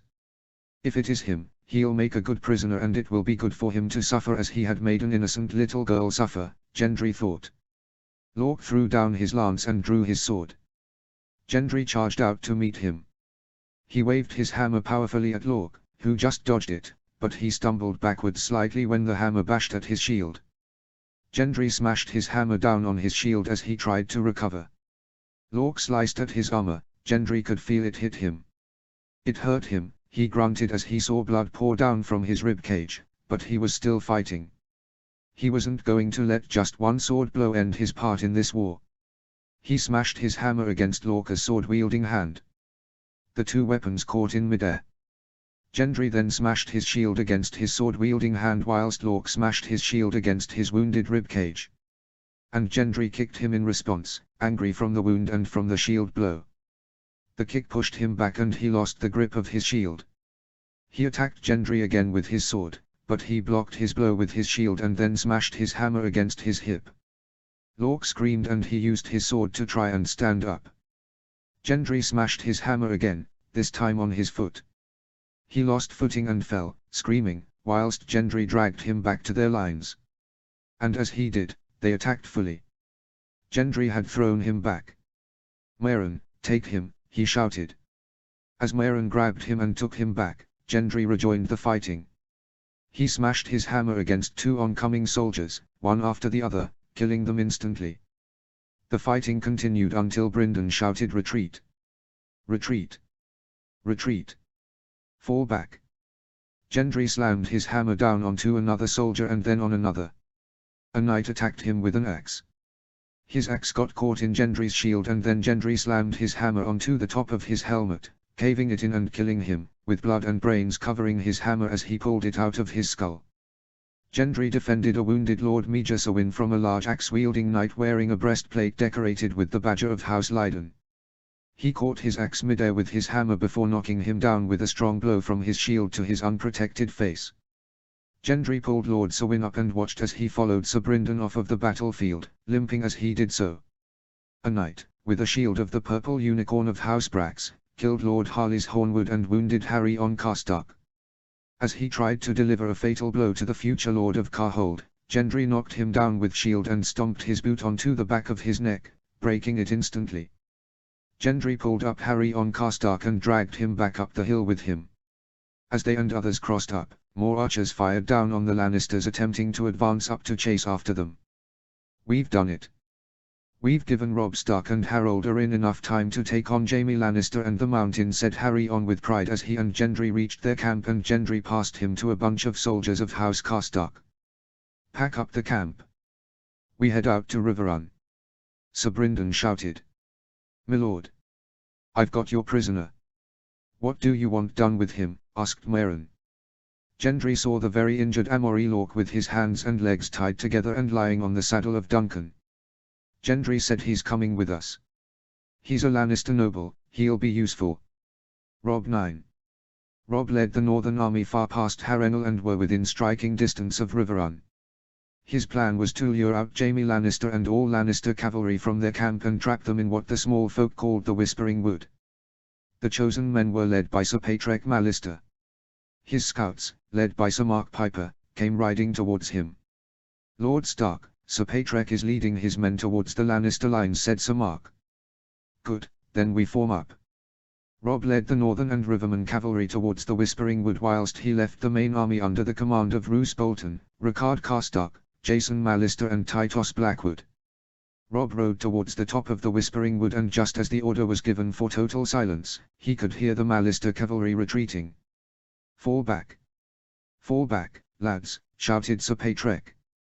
A mile behind them, Robb could see the Lannister cavalry in their thousands. And leading them was a familiar face. Jaime Lannister. Robb turned to Theon and nodded. Theon lit an arrow before aiming it for the sky and firing. "Charge!" Robb cried as he unsheathed ice from his scabbard. Robb yelled as he charged down the hillside and towards the Lannister cavalry, totally catching them unawares. Robb could see from the surprised looks on their faces. Robb chopped down on a knight's unprotected head, splitting it in half from the top of his skull to his chin. He sliced across at a knight with a lance, slicing his head off before he could impale Robb with his lance. Robb charged through as men to his right and to his left fought alongside him. "He can see me. Keep grinning as much as you want, Lannister. The day is ours, and you fucking know it," Robb thought as he beheaded a spearman with his Valyrian steel greatsword. He stabbed a knight as he saw another knight whom was about to backstab Owen Nuri. Robb chopped ice down on his sword, breaking it into shards before he cut him down. He could see Jaime out fighting Darin Hornwood, Torren and Eddard Karstark at the same time. Robb rode towards him. He stabbed Eddard Karstark and then cut across at Hornwood's chest, knocking them both from their horses before facing a lone Torren. Robb pushed him aside and cut across at Jaime's sword. Jaime blocked it, but the surprise of his attack and the power of ice had knocked him down from his horse, enough to give Rob time to ready himself against one of the greatest swordsmen of the world. Against such an enemy, he felt that he had little chance. Rob climbed down from his horse and turned to face the dreaded Kingslayer. "It's over, Lannister," said Rob. "It's only over when one of us is dead, Stark," he said with a grin before stepping back. Harold had told him of when he had duelled with Jaime Lannister in King's Landing, and that what he always did was wait for his opponent to attack first and then defend and counter-attack. Rather than running and attacking him as he was expecting, Rob leapt up and sliced downwards. Jaime blocked the blow and then counter-attacked briefly, cutting Rob's forehead slightly, though the force of the blow from jumping down had forced him back a few paces. Rob was panting, not with exhaustion, but with adrenaline, and ignored his own blood pouring down his face. When he realized that Rob wouldn't attack him, Jaime attacked. Rob blocked his sword and forced Jaime's sword across and then cut across on the back of Jaime's shoulder, cutting through his chainmail. "Your skill has improved," Jaime complimented with a grin as if that made no difference. He saw blood pouring down his lion-decorated armor, but still he stood, pointing his sword at him. They pushed into each other, their swords kissing each other as the two men were up close. Rob shivered as he saw him grin unsettlingly and reached for his belt, where Rob could see a sheathed dagger. But then came a fearsome growl as suddenly, a flash of grey and red appeared before Rob's eyes, knocking down Jaime. Jaime Lannister fell to the ground, with Grey Wind on top, biting his arm which held his sword whilst the Kingslayer screamed as the fangs of the direwolf pierced through his chainmail. "Grey Wind! Grey Wind! Calm down," Rob said. Grey Wind let go of his arm and Rob pulled him up and unsheathed his dagger from his belt before he could use it on him.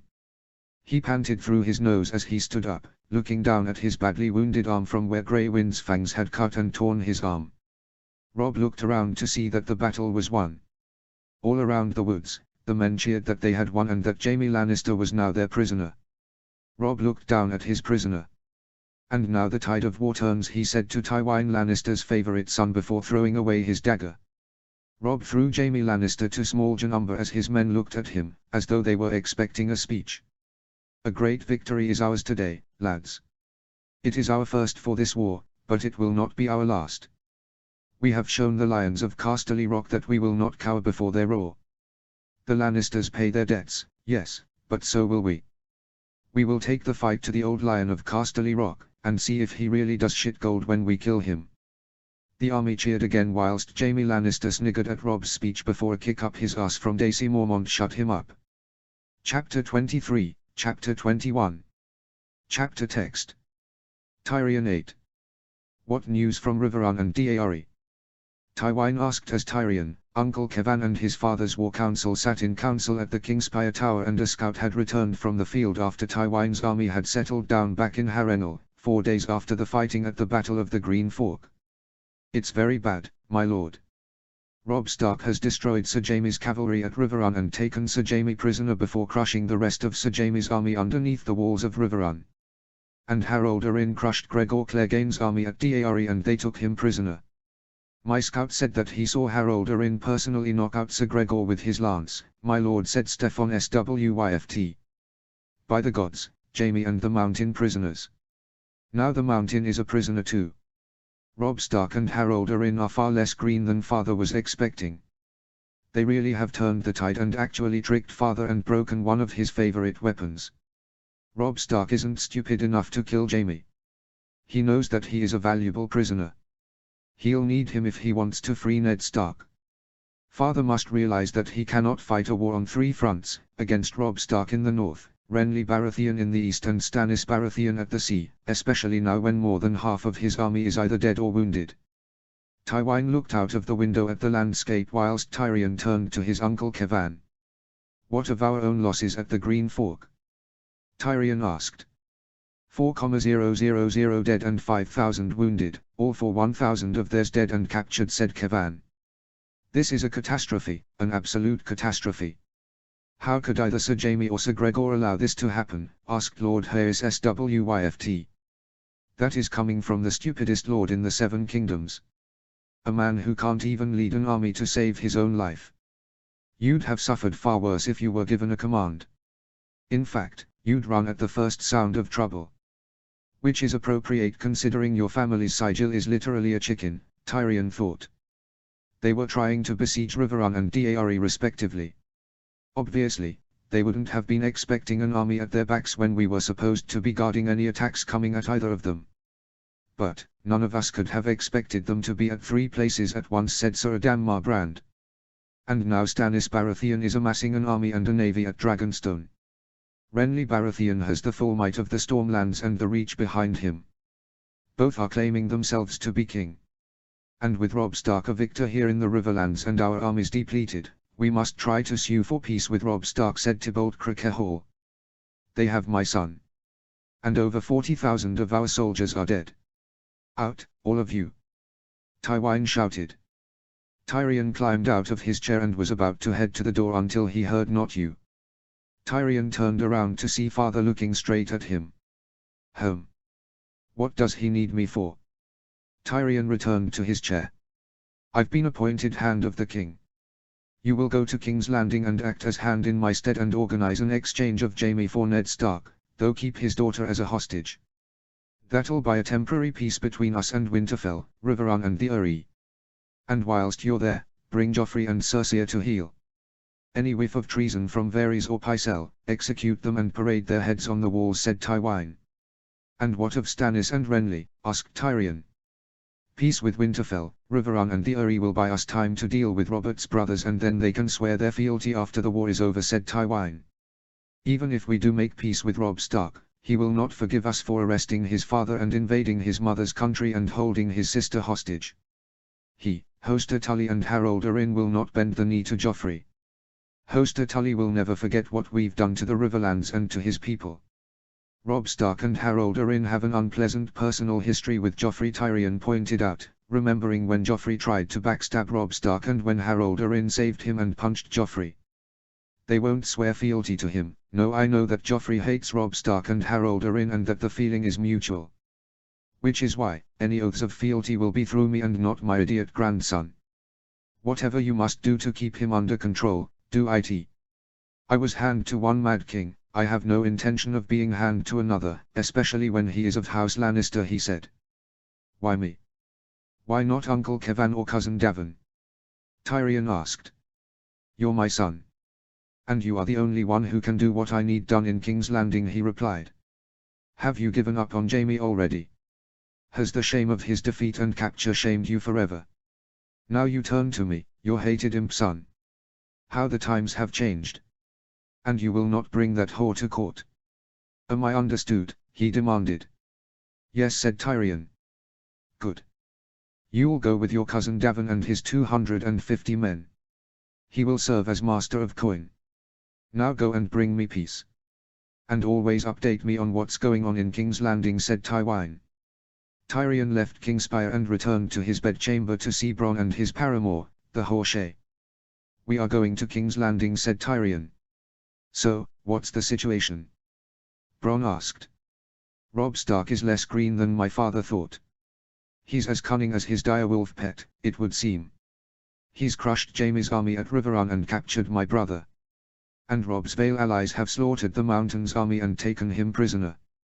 I'm to serve as Hand of the King in my father's stead. Am I coming also? Shae asked. Yes, you are. The world would seem so boring without you there to warm my bed and listen to my jokes, said Tyrion, at which she lustfully grinned. Are we going alone? Bronn asked. No, we go with my cousin, Davin Lannister and his 250 men. Now, let's go, said Tyrion. They joined Tyrion's cousin Davin, a tall man with a small beard like Tywine, but stronger hair and powerfully built, almost a younger version of Jaime, but one who favored facial hair. Tyrion, are you ready for King's Landing? Davin asked. Davin, alongside Jaime and his uncle Kevan, were the few Lannisters who were kind to Tyrion. Yes, I am, dear cousin. Are you ready to be master of coin? I'll try, though I think I'll be piss poor at it, he replied. Better if it is a Lannister than anyone else, said Tyrion. They left Harrenhal and rode for King's Landing. But as they got closer, Tyrion heard rumors from passers-by that he very much hoped that he wouldn't hear. Ned Stark was dead. Executed by Ilyn Payne on Joffrey's orders on the steps of the Great September of Baelor. That fucking idiot. He's put Jaime in danger, and now Robb Stark is not going to stop until he is besieging King's Landing and feeds Joffrey to Grey Wind. He arrived in King's Landing alongside Davin and Bronn. Today is His Grace's name-a-day. He is 6 and 10, said Tyrion. Will he welcome our presence as a name-a-day gift? Davin asked. I doubt it. But, let's surprise him nonetheless, said Tyrion, hoping to annoy his nephew. I don't care if it's his name-a-day. He's nearly destroyed the family's legacy by killing Ned Stark. The Stark, Tully and Arryn armies will reinforce and renew their campaign. And what is His Grace doing? He's having men kill each other for his entertainment. Mad. Mad and stupid, that's what my nephew is. He arrived at the Red Keep's balcony and could see Joffrey sitting with Myrcella and Tommen, watching the Hound batter a man to death with a mace. Beloved nephew. So good to see you on your first name-a-day as king. Tyrion called out joyfully. Joffrey turned to see Tyrion. He was not as joyful. Yes, how dare I interrupt your special day, all whilst you do your best to rule the Seven Kingdoms, of course. And forgive me, of course, your grace, for I know that you still mourn for the passing of your beloved father. Already, 3 battles have been fought, and you weren't fighting in any of them. And I've come across squires as young as 12 who fought, said Tyrion as he took Joffrey's cup and refilled it with wine. He passed the cup to Bronn and drank from the jug himself. I've been here ruling the kingdoms, Joffrey insisted. Which ones, your grace? The ones in open revolt against us? Or the ones who haven't made up their mind as to who to support? Because right now our enemies outnumber us, all thanks to your brilliance, Tyrion said. I executed a confessed traitor. He deserved to die. Joffrey shouted. And we are losing this war. 2 of your grandfather's armies are destroyed and your uncle Jaime has been taken prisoner. We could have swapped him for Ned Stark and brought peace so that we could fight your treasonous uncles and fully secure your reign. And your dog's brother has been taken prisoner, said Tyrion. What? Tyrion heard behind him. Oh, yes. So sorry, Hound, but your brother has been taken prisoner by the Arryns. Harold Arryn knocked him out with his lance, which must be terrible news for you, I know, Tyrion explained with false sympathy to Sandor Clegane, who looked surprised and delighted by this news. He grinned and said with a grimace, pity I can't fucking kill him. I'm sure. My condolences for you on that. Now, your grace. There will be no more executions unless I deem it otherwise, said Tyrion. What gives you that authority? He demanded. Because as your hand, I have the authority to do so, seeing as you're too stupid to not know the right thing to do, he replied before walking away with Davin and Bronn. Sweet sister. Hello. Tyrion greeted Cersei joyfully as he entered the small council, far smaller than when he last saw it. And there was Janos Slynt, a lord now and a member of the small council. Whose bright idea was it to make this corrupt and incompetent Morin a lord? He can't organize a party of debauchery in a Dornish brothel. What are you doing here? Cersei demanded. Well, now I know where Joffrey gets his manners from. But I am here because I have been appointed Hand of the King in father's stead, whilst he fights this war for the king, as he is of course, too busy fighting Robb Stark, Tyrion replied, which he wouldn't be doing if your idiot son hadn't executed Ned Stark. Cousin Davin on the other hand has been appointed Master of Coin, Tyrion explained. Before Pycelle, Varys or Janos Slynt could say anything, Cersei shouted out. All of you. Out. It just sounds so silly when you say it in comparison to when father says it. Tyrion remained seated and said, we're losing this war. But some thanks must be credited to you, of course. You and Joffrey. I've done nothing, she insisted. My point exactly. You did nothing. When your perfect little son had Ned Stark executed, said Tyrion. I tried to stop it, she claimed. She is probably glad that Ned Stark is dead, for he was Robert's last friend. And you failed, miserably I might add. Father would be so proud of you if he could see you now. Especially now that the entire North, the Riverlands and the Vale are up in arms against us. Less than 50,000 battle-hardened men are in Riverrun, whilst father's army is less than 25,000 and waiting idly in Harrenhal. Do you know what that means? Cersei said nothing. Do you know what that means. You do understand that we're losing this war, especially with Renly and Stannis to the east and to the south? Tyrion asked as he narrowed his eyes at his idiot sister. What do you know of warfare? She demanded. Less than father and Jaime, but far more than you, it would seem. But we can at least try to salvage this. By exchanging Jaime for Arya Stark and trying to organize some sort of ceasefire, said Tyrion. Cersei looked down at her feet. What, Cersei? Tyrion demanded angrily whilst rolling his eyes. Arya escaped. The little beast. She and her wolf escaped. We do have several members of the Stark household prisoner, but that's all we do have. Joffrey wants to execute them, she replied. Tyrion shook his head and he couldn't help but laugh. Why are you fucking laughing? She demanded. Because for once, you are the disappointing child. In fact, you and Jaime both. He a prisoner of Robb Stark, although for how long that remains, is anyone's guess, once Robb Stark finds out about his father's execution. And now, you allow your stupid son to execute Robb Stark's father and you allow his sister to escape, and with her pet direwolf too. How is that even possible to miss? You don't get it, do you? You truly are a fucking idiot and you've endangered the Lannisters and father's legacy with your incompetence. I am the queen, imp. You will speak to me with respect, she screamed, truly furious like Tyrion had never seen before, having never been confronted like this or forced to see the consequences of her actions. Respect? How can I when you've done nothing remarkable to earn the respect of anyone? Especially father's respect. Yes, you are queen. Queen Regent. Such a brilliant accomplishment on your part for marrying your late husband. As far as I can see, your only accomplishment. But in case you've forgotten, your son may be the king but he is still a boy, and so he has no power until he is of age. And as hand of the king, I make the appointments for the small council and I make the decisions, seeing as father, in his judgment, appointed me to this, Tyrion said. Catelyn 8. When she saw the Lannister banners outside of her girlhood home Riverrun torn down and the soldiers of Riverrun cheer, Catelyn beamed. When she had read her father's letter about the Lannisters attacking the Riverlands and Jaime Lannister besieging Riverrun, she was distraught, for her country, for her childhood home, for her brother, for her father, for her uncle and for her son who marched on them with the Northern Army. She looked with pride at her son when he brought Jaime Lannister, his prisoner.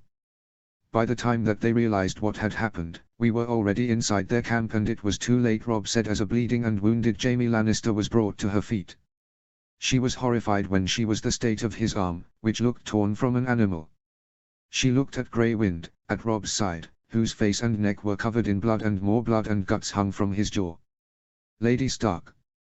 I'd offer you my sword, but I seem to have lost it. I care not for your sword, sir. I want my husband and my daughter, she replied. I've lost them as well, I'm afraid, he replied. Put him in chains and into the Riverrun prisons. Along with the other Lannister nobles and knights. Any good fighting men taken prisoner, send some to the wall and the rest can be used as laborers and workers here to repair all damage from the siege, said Robb. And they're wounded, asked Theon. Treat their wounds and then send them home. They're no use to Tywin, whether wounded or injured, said Robb.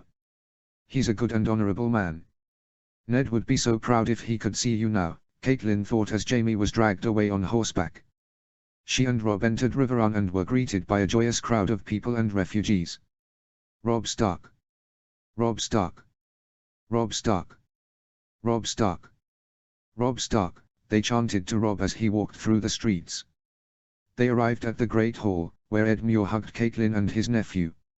Thank you, nephew, so much. I was close to giving up until I saw the direwolf banners just behind them and the shout of winter is coming.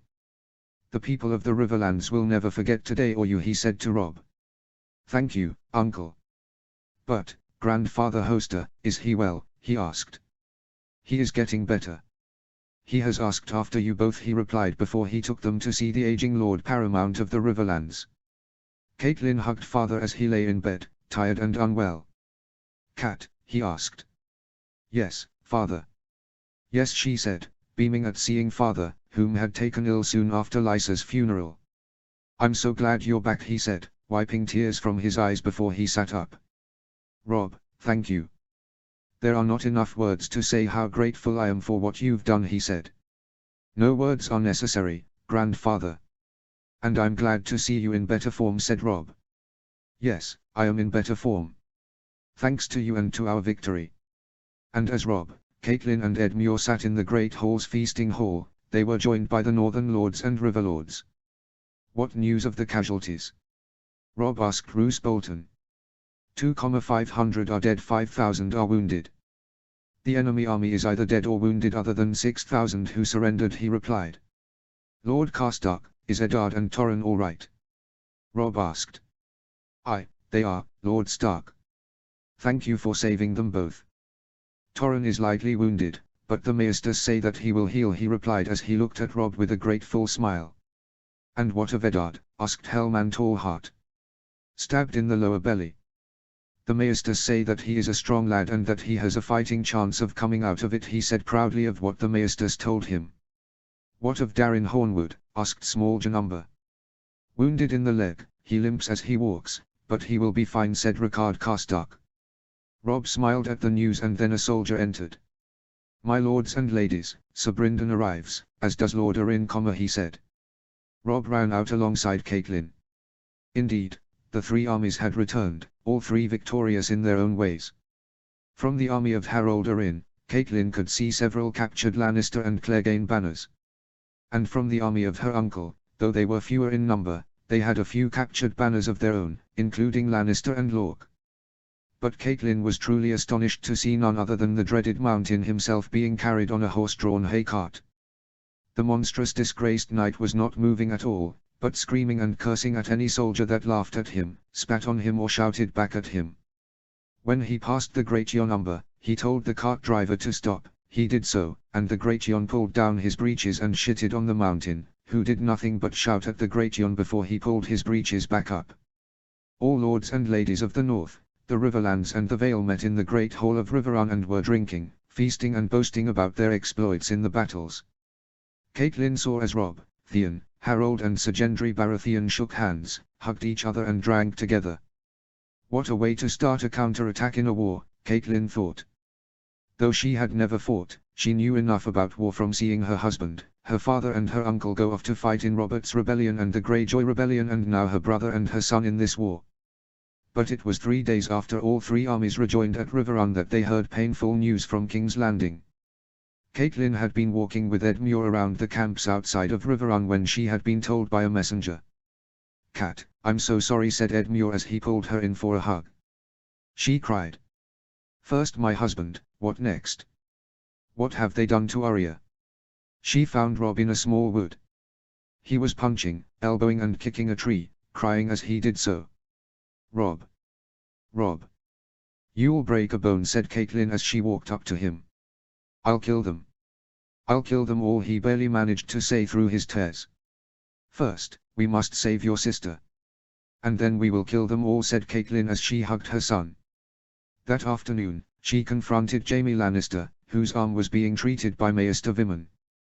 Lady Stark, I would offer my condolences for your loss, but I am chained here in this dungeon, so it would be hard for me, he said. Did you send that assassin to murder my son, Bran, Kingslayer? She demanded, having no patience for his sarcasm. His face darkened and he shook his head. It wasn't me. It was Cersei, he replied, as though ashamed that she had committed the act. Why? She asked. She was worried that he had overheard what we had been talking about, but I was certain that he wouldn't remember. I tried to stop her, but she doesn't listen to me when she's made her mind up on something, he replied. Later that night, at a council with the lords in the Great Hall, they talked about what they must do next. Where is Tywin Lannister and his army? Asked Edmure. Regrouping all his remaining forces at Harrenhal, Lord Tully. He has sent his cousin Stafford Lannister to Casterly Rock to raise another army. All the while, rather than focus on the Lannisters, the Baratheon brothers look more likely to fight each other, said Nesta Royce. Neither would make good kings of the Seven Kingdoms, my lords and ladies. And neither deserve our support or our swords, said Harold as he stood up to address the lords and ladies. Stannis, though he has the rightful claim, worships a dark and fiery eastern god, and he has burned September of Dragonstone and will burn all septs and godswoods of Westeros alike. He will burn people who don't convert to his faith. As for Renly, though he is a better choice, knows nothing of war and would rather try to take King's Landing first and then help us rather than the other way around. For only a fool would try and conquer a city without defeating its army outside the walls first. There were mutterings of agreement from the lords over Harold's statement about the brothers of Robert.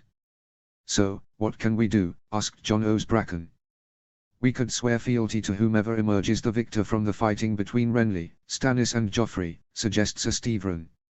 Only for his suggestion to be called cowardly by the other lords before Robb called for silence. But to Catelyn's annoyance, there was none who called for peace, especially amongst the Riverlords, whose lands burned from the rampaging Lannister forces and their people raped and slaughtered. No Northern lord wanted peace after the murder of Ned. And many Vale lords, such as Bronze Yohn Royce and Horton Redfort, were old friends of Ned. Though she had lost her husband, she wanted peace, for she wanted her family all safe at home in Winterfell.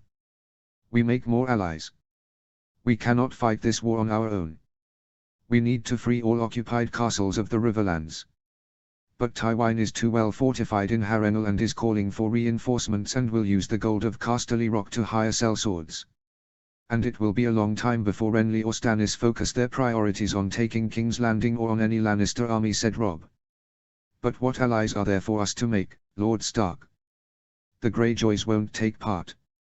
Doubtless the Iron Islanders will try to take advantage of the chaos we are facing," said Bronze Yohn, to which there was mutterings of agreement. Theon looked angry at the mention of his home country, his people and his family. "Lord Tytos Blackwood," said Robb. "Lord Stark?" asked the Lord of Raventree Hall as he rose from his chair. Tytos Blackwood was one of the few Riverlords who still worshipped the old gods and was perhaps the most honorable of the Riverlords. "I want you to take some ships and sail to Sunspear. Bring our case to Prince Doran Martell and ask for their help," he said. "The Martells are unlikely to help us, Lord Stark. They haven't forgotten how Winterfell, Riverrun and the Eyrie served alongside Robert in the rebellion," Sir Donal Waynwood pointed out. Catelyn noticed a glance shared between Harold, Gendry Baratheon and Robb. They looked at each other momentarily, as though agreeing to something without words. Arianne Martell, Catelyn realized, they know her from their time in King's Landing. Will that be of any help to us? We have 2 prisoners to gift to them. Long have they wanted justice for Elia Martell and her infant children. Well, now is their chance. You will be taking Gregor Clegane and Amory Lorque. Make sure to take a Maester with you to keep them alive for the long voyage. Remember to offer them as a gift, but not as price for their help," Robb stated clearly. The assembled lords and ladies looked impressed by this, and Tytos Blackwood said, "I will leave for Seaguard tomorrow morning, my lord." Chapter 24, Chapter 22. Chapter text. Arianne 8. The court of Sunspear was buzzing with excitement with the news of the 2 great victories against the Lannister armies in the Riverlands. Previously the gossip around the court of Sunspear had been when Tyen had poisoned the cruel and despicable Sir Gerald Dane, known as the Dark Star, after he had raped and then had beaten and cut up the face of one of her favorite paramours. She had poisoned him with the deadly poison known as the Strangler. No one, not even his own family, mourned the death of one of the most hated and feared men in Dorne. Arianne's uncle Oberyn, who once was reluctant to talk about taking part in this war, couldn't help but admire Robb Stark's talents at war and gleefully said, "It would seem that this young wolf is not as green as Highgarden as I once assumed, but now he has acquired a taste for Lannister blood." Robb the young wolf, Arianne thought as she first heard the stories of how he crushed Jaime Lannister's army and defeated the Kingslayer personally and took him prisoner. Tywin Lannister's pride and joy and one of the best swordsmen in the 7 Kingdoms, defeated by a boy who hasn't reached 20, both in battle and in personal combat. Robb and Harold are both heroes for kicking Tywin Lannister up the arse and humiliating him for all the realm to see. She was excited when she had heard of his victories and keeping the unstoppable Tywin Lannister at bay and defeated the armies of Jaime Lannister and Gregor Clegane. But Arianne was sad for Robb, for when she heard the news that Ned Stark had been murdered by the tyrant King Joffrey. Tyrant and a fucking idiot. He has enemies on all sides and he could have exchanged Ned Stark for Jaime Lannister and made peace with 3 kingdoms combined, but he murdered him, and now has an army of less than 50,000 battle-hardened soldiers and knights all ready to fight alongside a vengeful young wolf. And among them are Rivermen whom already hate the Lannisters for invading and raiding their country. Arianne was reminded of how she felt for Robb when in the old palace's court. Areo Hotter announced, "My prince, a delegation from Riverrun. Lord Tytos Blackwood is here to negotiate on behalf of Lord Robb Stark." "Show them in," said father. "Robb has sent a delegation to Sunspear. I must ask after him and see if he is okay after all that has happened to his family," Arianne thought as 3 men entered the old palace court. In the middle of these 3 men was a tall and gaunt middle-aged man with a large hooked nose and very black hair, as black as the hair of a martel. He wore a doublet, which was making him sweat in Sunspear's climate, and on it was embroidered the sigil of House Blackwood of the Riverlands, a black weirwood tree with ravens flying in all directions around it. And standing on his right was a young man with black hair like Lord Blackwood. He had a small beard and a large nose like him. He must be his eldest son, Arianne thought. And the other also looked like Lord Blackwood, but unlike him and his son, he had long and straight black hair and no beard or facial hair. He was handsome in a youthful way and had a slight scar on his cheek, from an arrow or a spear. He looked kind and sweet, which reminded Arianne of Robb. A few years ago, I would have taken him to bed without any hesitation, Arianne thought. But ever since her return to Sunspear, she had been less active in her old promiscuous ways, which shocked many, to the extent that her cousins tried to get her to see a maester. "My prince, Lord Tytos Blackwood of Raventree Hall and his sons, Sir Brynden Blackwood and Sir Lucas Blackwood," said Areo. And the 3 men bowed to Arianne's father. "Welcome to Sunspear, Lord Blackwood. I'll admit that your arrival was a surprise to us all here, when your country is being torn by war, and with Riverrun, Winterfell and the Eyrie warring against Casterly Rock and King's Landing. We shouldn't be welcoming them, father. Their mere presence here is a danger to all Dorne. If Tywin Lannister discovered that they came here," Arianne heard Quentyn whisper whilst standing near their father. But Arianne wanted them to stay and say what they had to say, for Robb. "And Quentyn, since when have we ever given a damn of what Tywin Lannister thinks?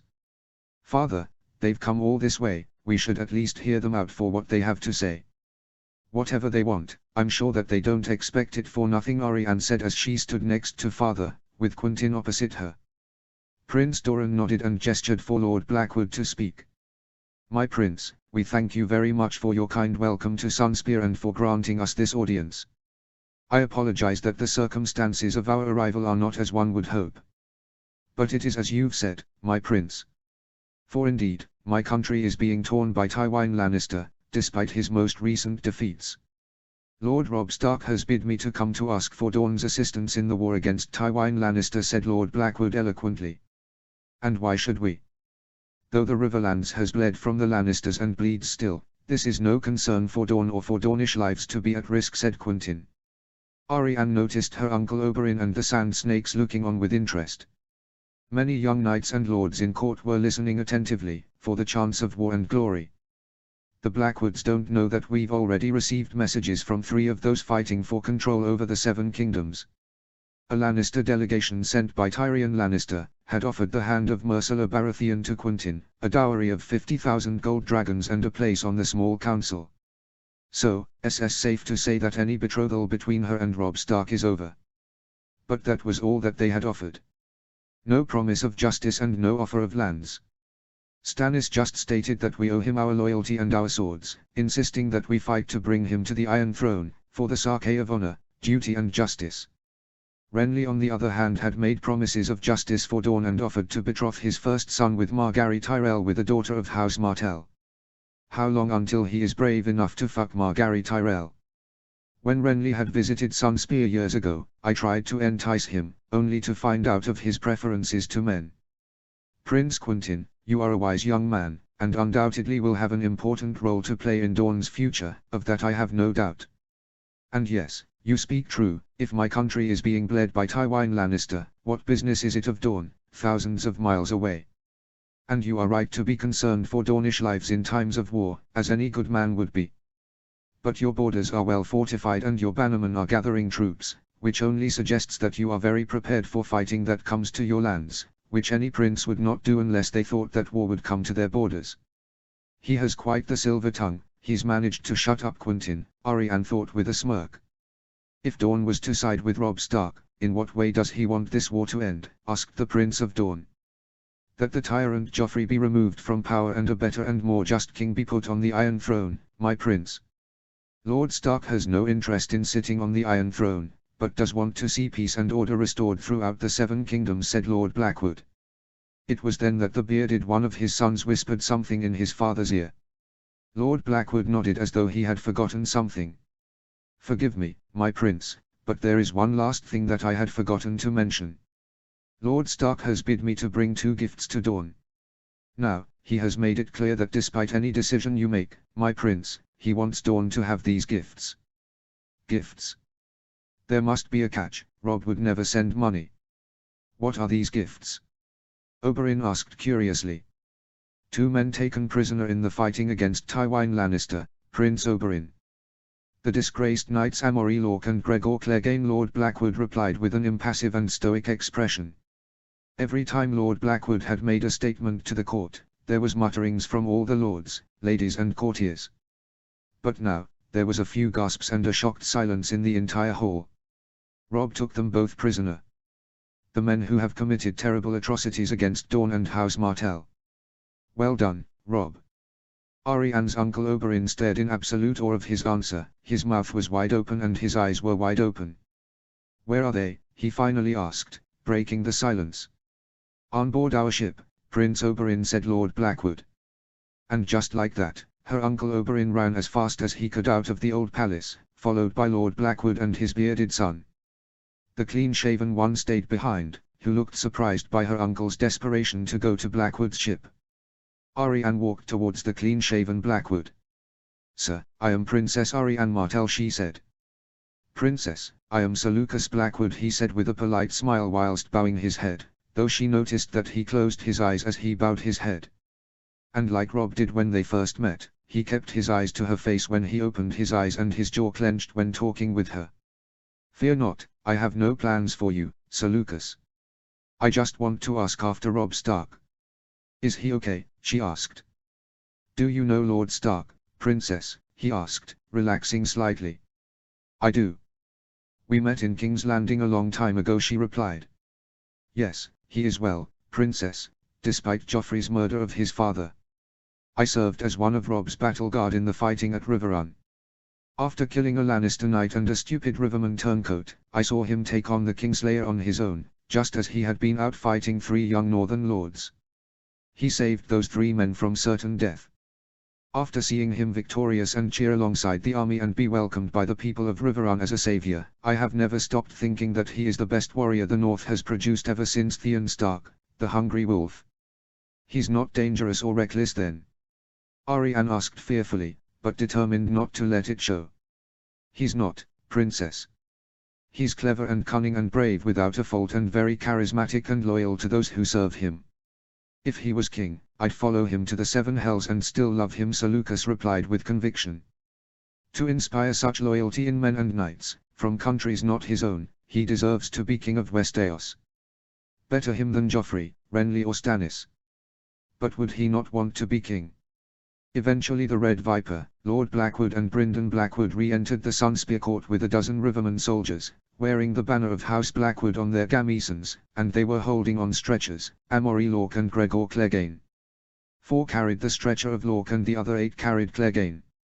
Arianne glared with absolute hatred at both, to murder her infant cousins and her Aunt Elia as they had done, and she saw how excited her uncle Oberyn looked as he stared at both disgraced knights, as though he couldn't wait to bring them to his laboratory. "How was it that these disgraced knights were captured?" asked Quentyn, just as Arianne noticed how many chains tied Clegane down whereas no chains were tied around Lorch. "Quite the tales, Prince Quentyn. Clegane's face is quite badly broken after he was unhorsed by Lord Harold Arryn when he hit his lance at Clegane's face. And Lorch was very seriously injured when he fought a duel against Sir Gendry Baratheon the Stormhammer. Injured to the extent that he is unable to try and escape," said Sir Brynden Blackwood. "Harold knocked out the mountain. And Gendry Storm badly injured Lorch. Is that the same Gendry who was a squire to Harold? Did he become a knight? Was he the bastard of Robert and has now been legitimized? Is that why he is called the Stormhammer?" Arianne couldn't help but beam with pride that it was her friends from King's Landing that had avenged Dorne. "Robb did as he once told me when we were in the Kingswood. He has brought justice to Dorne. Thank you, Robb." Thank you again, my handsome young wolf, Ariane thought, smiling. And then her uncle Oberyn told Tien, my sweet. Kindly escort these soldiers and our guests to my laboratory. Of course, Father Tien said innocently, but Ariane saw that smile as she began to escort the soldiers. She looked very eager to take part in her father's chance for vengeance. Ariane noticed all the rivermen looked unnerved at the mention of her uncle's laboratory. A few of them were walking slowly out of fear of what they might see. As they passed by her, Ariane noticed lots of drops of spit, bits of fruit and stones and rocks on them both, and they stank of sweat and piss. Did you escort them through the streets, uncle? Ariane asked. Yes, we did, my dear Ari. Yes, we did, he said with a very excited grin, and Ariane noticed how he tightened his belt, as though he recently undid it, presumably to piss on the two of them. My lord. If you be so kind as to wait for 5 minutes whilst I make a decision, her father asked Lord Blackwood. Of course, my prince, said Lord Blackwood, who bowed to him, followed by Brynden and Lucas Blackwood. Oberyn, a moment before you show our newest guests around your laboratory. You also, Ariane and Quentyn, said Doran. Aeryo wheeled Doran into his solar, followed by Uncle Oberyn, Ariane and Quentyn. So, what should we do, when Robb Stark has been kind enough to bring us these gifts? Asked the Prince of Sunspear as Aeryo closed the door to the solar. We should join the war, father. Robb could have had them executed, or tried to exchange them for Northern Lords or River Lords. But he didn't, he brought them here, for us to have, whether we would join them or not. And with the Lannisters out of King's Landing once the war is over, House Martell will have influence over the next king, and we would have healed relations with the North, the Riverlands and the Vale, said Ariane. What say you, Quentyn? Asked father. Father, though I want those two monsters to suffer, I also want Dorne to be safe. For if we side with Robb Stark, we risk bringing death to thousands of Dornishmen and Dornish women.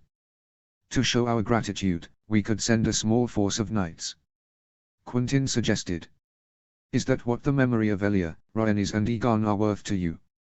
A small force of knights. Does family mean so little to you, Quentyn? What say you, brother? Father asked Uncle Oberyn, who looked impatient to go to his laboratory.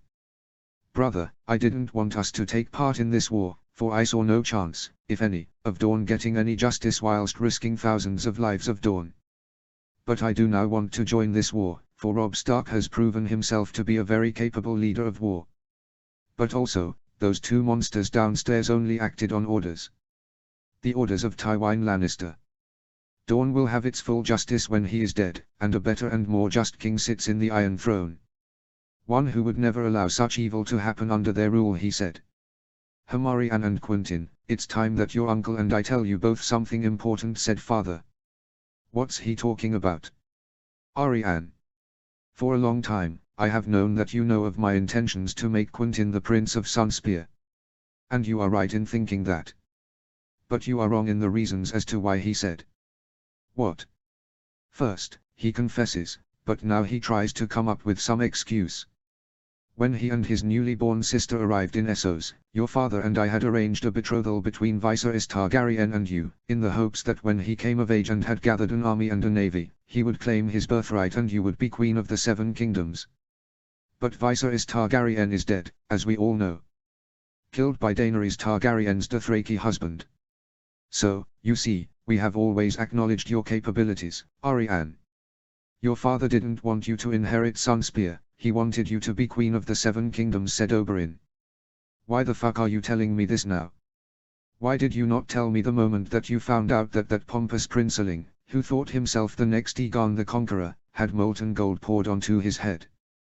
Father, why do you tell me this now? Ariane asked. Because, I still think that you could become Queen of the Seven Kingdoms, but with a different king, a more just one and a brilliant military commander. And one who is a friend of all the kingdoms and not an inbred dragon who thinks himself to be a great warrior, who thinks that all owe him their unwavering loyalty and yet never believed in honor or injustice. What? He intends me to wed Robb. You want me to wed Robb and convince him to claim the throne for himself. He doesn't want to be king. Lord Blackwood said it himself, Ariane said, unhesitating in defending Robb and not wanting him to be a plaything of fathers in the Game of Thrones which she knew Robb hated. Isn't this something you have wanted since your return from King's Landing?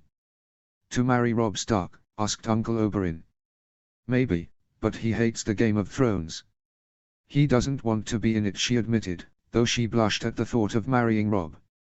Merely by gifting us the two hated lapdogs of Tywin Lannister and pushing Tywin Lannister from Riverrun and forcing him to think again, he has turned himself into one of the most famous and talked of people of the Seven Kingdoms. He has unintentionally put himself onto the Game of Thrones. But we can convince him. Oberyn will lead 10,000 men by ship to Seaguard soon after the Blackwoods leave, and your uncle has finished with our two guests downstairs. You will accompany your uncle and the army, said father. This is it. I'm going to marry Robb, and, if they are successful in convincing him, I'd be his queen.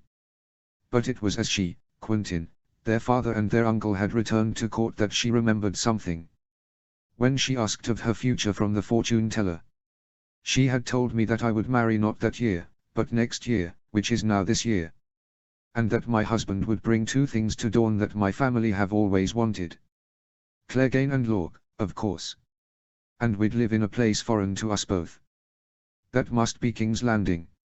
And all of this would come after he lost someone dear to him, his father. This is it. This is my destiny. I won't be Princess of Sunspear, but I will be Queen of the Seven Kingdoms, and Robb will be my husband and my king. Putting everything together and realizing what this all meant, Arianne felt overwhelmed with emotion and happiness. She was even taking a few deep breaths and sweating, despite there being a cool sea breeze blowing through the windows. She would marry Robb after all, something that they both wanted, and of that, she was sure. Lord Blackwood, my family and I have prepared an answer for you to take back to Lord Stark. Give him our eternal gratitude and thanks for giving us the chance for justice that has been denied for Dorne for nearly 20 years.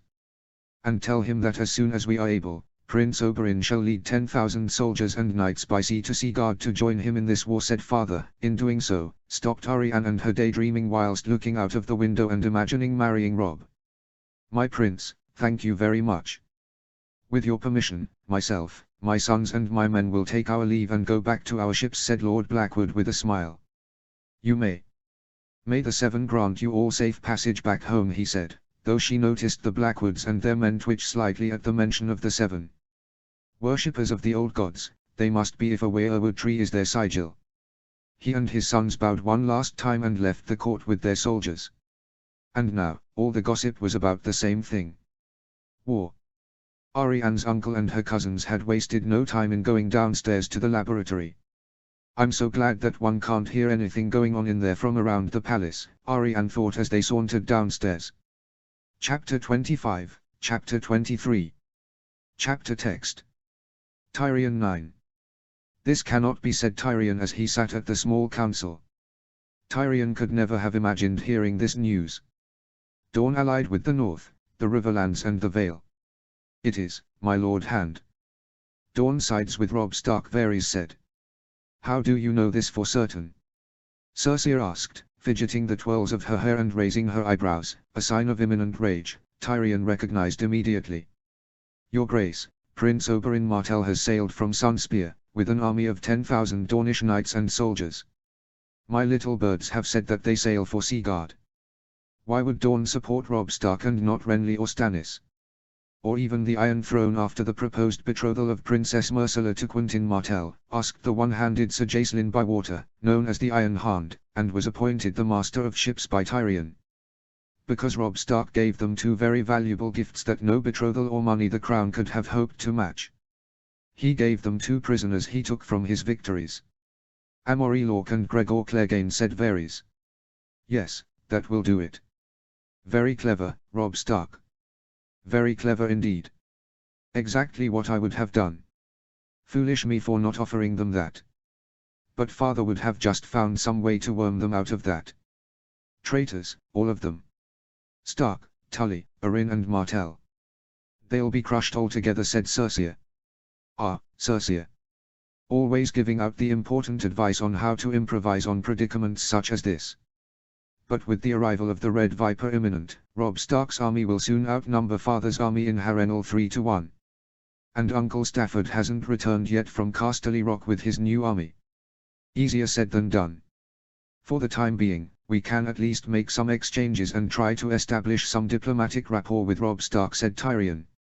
You want to negotiate with rebels and traitors? As Hand of the King? Cersei snapped. You truly do lack any intelligence, cunning or pragmatism. I wonder how long it will take before you realize that you've lost touch with reality. I would see Jaime released. Don't you? I will reach out to Robb Stark and see if we can exchange Jaime for the remains of Ned Stark and the remaining Stark household members whom weren't murdered. At the very least, it can give us some time to plan, said Tyrion. You would let them live? They are traitors and don't deserve to live any longer, Cersei replied angrily. Given how you let his father die, his sister and her pet direwolf escape, we can at least be merciful and return them alive and well and show that we are not unreasonable and are forgiving, for he knows that he cannot win this war like this and that, sooner or later, he will have to bend the knee. Especially now that Stannis' letter is being sent to all corners of Westeros, said Tyrion. It's all lies.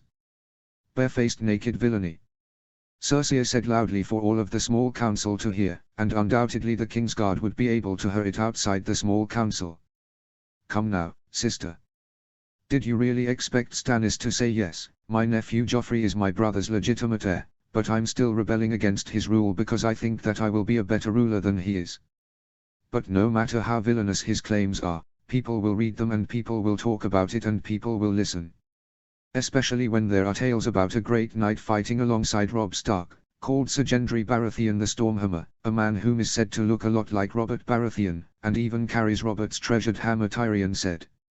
In the matters of exchanging Jaime, could we pretend that we still have Arya Stark and that we will keep her here until they put down their swords and swear fealty? Cersei suggested, trying to change the subject.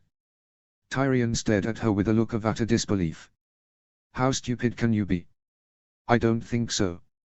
Once the exchange is made, our 4 prisoners will tell Robb Stark that Arya had managed to escape and is free of us. And just as we have spies, it is likely that he has spies also, Tyrion replied. Lord Tyrion speaks true, your grace. For Prince Oberyn has spies all around the 7 kingdoms, King's Landing especially. And if we were to tell the Starks that we had Lady Arya, then Prince Oberyn would tell them otherwise. In his anger, Robb Stark may take his anger out on Sir Jaime, said Varys. Gods, I hope that Robb Stark wouldn't do such a thing. It had been a few weeks since he had become Hand of the King and he had already sent Janos Slynt and several of his more unpleasant underlings to the wall for murdering the bastard children of Robert all over King's Landing, acting on the orders of Cersei. Some of those bastards were little babes still at the tits of the mothers. Oh, it would be nice if the wildlings killed him, or Jon Snow chops his head off. I'm sure he would when he finds out that it was Slynt who betrayed and arrested his father. I would love to see him do that. Bronn had been appointed commander of the Gold Cloaks in his place. And Tyrion had imprisoned Pycelle for spying on behalf of Cersei when he revealed Tyrion's attempts to reach out to Dorne to arrange a betrothal between Myrcella and Prince Quentyn. And Tyrion had organized for conscription across King's Landing for soldiers and laborers, with many refugees fleeing the war also arriving, and the rules were applied to them also. Tyrion had also ordered the blacksmiths of King's Landing to not only forge armor and weapons, but also an enormous chain to block the harbor and prevent any attack on the city, by sea. Later that day, after finishing at the small council, Tyrion was writing a letter to Robb Stark to be sent by Raven, offering an exchange for his brother. He had considered doing what Cersei had suggested by pretending that they had Arya Stark but that she would remain a prisoner until Robb Stark swore fealty. But then he remembered that if Robb had accepted a parley for exchanging prisoners, he would be furious if he found out that Arya was not their prisoner from their other hostages. And so, he was honest in his letter and made no mention of Arya Stark. Jaime's safety is more important than such a gamble as this. He sent the letter, just after looking out of his office window and could see Joffrey shooting at game hares with his crossbow and often missing, due to them being too fast for him. Shooting tonight's supper, Joffrey. Try not to get too angry when you miss, otherwise you may shoot yourself in the foot, but that would be funny if you did that. A reply had come back a few days later from Riverrun, sealed with the seal of the Stark Wolf. To Tyrion of the House Lannister, Hand of the King. I am grateful that you would exchange your captives and my father's remains for your brother. Because I know that you would have them well treated, I have also been showing your brother the same courtesy and have been treating him well enough in Riverrun. The exchange will take place on the outskirts of Castle D'Ari at the start of the upcoming moon. If any armies approach as my negotiators approach, then you will never see Jaime again. I give you my word that no army of mine will be in the area. Robb of the House Stark, Lord of Winterfell and Warden of the North. Tyrion immediately got to work and sent a letter to his father that he was arranging an exchange for Jaime and that under no circumstances was an army to go anywhere near Castle D'Ari when the negotiators approach, or they would kill Jaime. Though he was afraid that father would do it anyway and try and save Jaime rather than appear weak and allow this exchange to happen. Rather than leave for the seat of House D'Ari to take charge in the negotiations and the exchange, Tyrion decided to send Davon.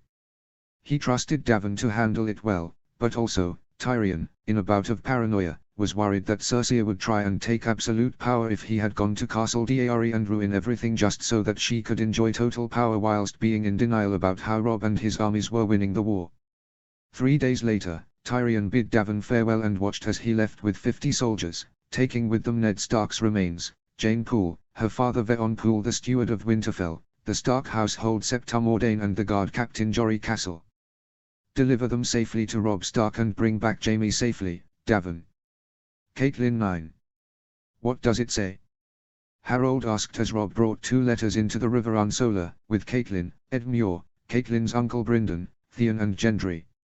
It's from Stannis Baratheon. He says that Joffrey, Myrcella and Tommen are not Robert Baratheon's children at all, they are born of incest between Cersei and Jaime Lannister. Now it makes sense. Why Jaime Lannister threatened Ned in King's Landing. Why Cersei Lannister had sent an assassin to murder Bran after he had overheard what he had overheard. Why they were up there in the first place. Why Gendry looks more like a Baratheon than Joffrey, Myrcella and Tommen. Jon Arryn left a note in his desk, saying the seed is strong. Breeding like the Targaryens, didn't they hear of the phrase when a Targaryen is born, the gods flip a coin? Could this be true? Ed Muir asked. Robb and Harold glanced at each other. It's true, Lord Ed Muir. Gendry is Robert's bastard and he looks more Baratheon than Joffrey or his siblings. They look like Lannisters, said Harold. And Jaime and Cersei had been overheard by my son, Bran, in Winterfell. Saying things such as if Robert knew, then they and Joffrey, Myrcella and Tommen would be executed and their heads on the gates of King's Landing. Jon Arryn must have discovered this but died of the bloody flux before he could act on it. Ned must have found out also. There's no other reason why Ned would try and remove Joffrey from power when he did after Robert died, Catelyn said. What of the other letter? Theon asked. It's from Tyrion Lannister. He says that he is willing to trade Jaime for Veon and Jeyne Poole, Septa Mordane, Jory Castle and father's remains. But he makes no mention of Arya, Robb explained. She could have escaped King's Landing when they arrested Lord Stark. This is Arya after all, Theon pointed out. Very likely. In fact, that's exactly what Arya would do. If I couldn't restrain her from escaping Septa Mordane's lessons, then she would not be shy in escaping from the Lannisters, especially with her direwolf Nymeria as her closest companion. But where is she now? Catelyn asked. That's what I plan on being asked of the Lannister delegation, Robb replied as he grabbed a quill, a parchment and an inkpot. Do you want to exchange Jaime for them? He is a valuable prisoner. And if released, he will kill more of our soldiers given the chance. Ed Muir said. For what they have and for my father's remains, then yes, I would, Uncle Ed Muir. And here, Jaime Lannister is no use to us. First, he was a war prize, but now he isn't much more than another mouth to feed and a liability. Right now, Tywin doesn't attack us because he fears for Jaime. When he finds out we no longer have Jaime, there is a chance that he will attack, falling into a trap I have planned. Mother, I'll need you to go, Robb said. Of course, she said. There was a knock on the door. Enter, said Robb. Forgive me, my lords. My lady. Lord Blackwood has returned from Dorne, said Maester Vimen. Show him in, Maester Vimen, said Robb. Tytos Blackwood entered and bowed to Ed Muir, Robb and Harold. Lord Stark. Lady Stark. Lord Arryn. My Lord Tully. Prince Doran sends his regards, his thanks for the prisoners and his acceptance of your terms, Lord Stark, he said. He has accepted? Catelyn asked in surprise.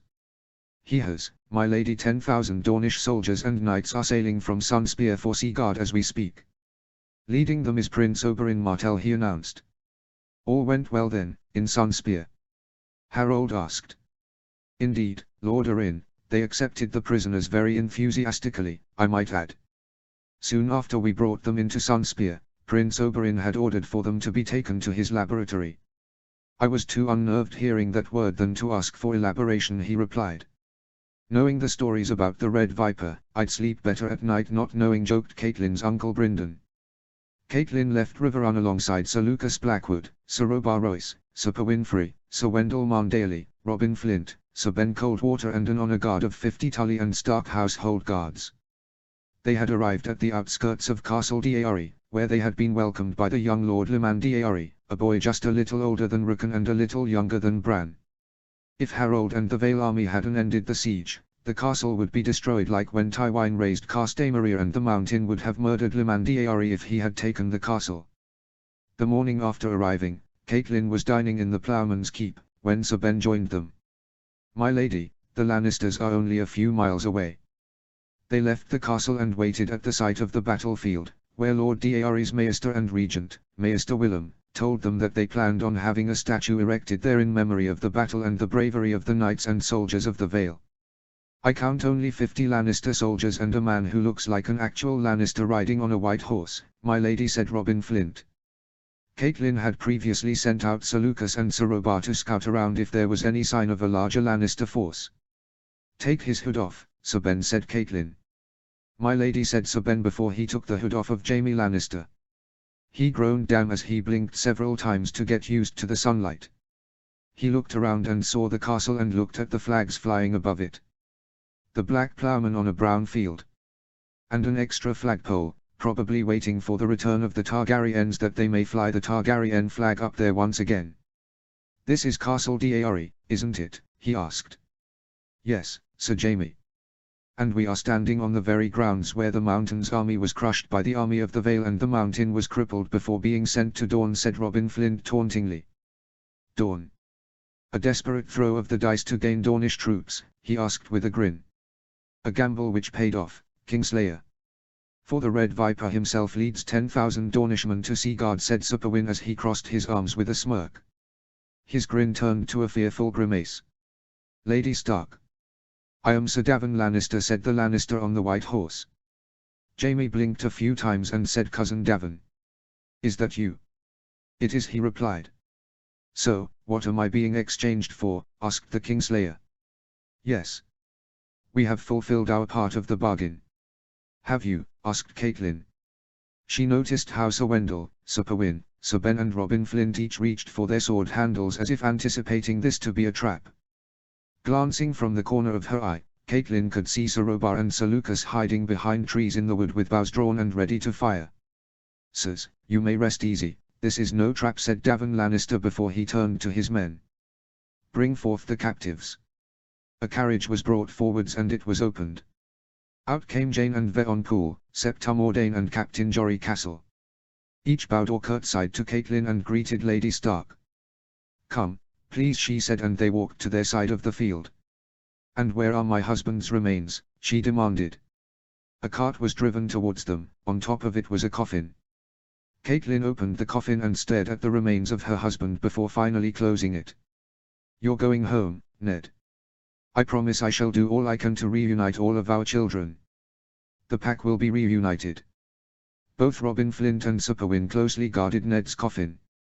Now, my cousin, please, Lady Stark, said Davin Lannister. She nodded to Sir Wendell. He drew his sword and he cut the ropes of Jaime Lannister.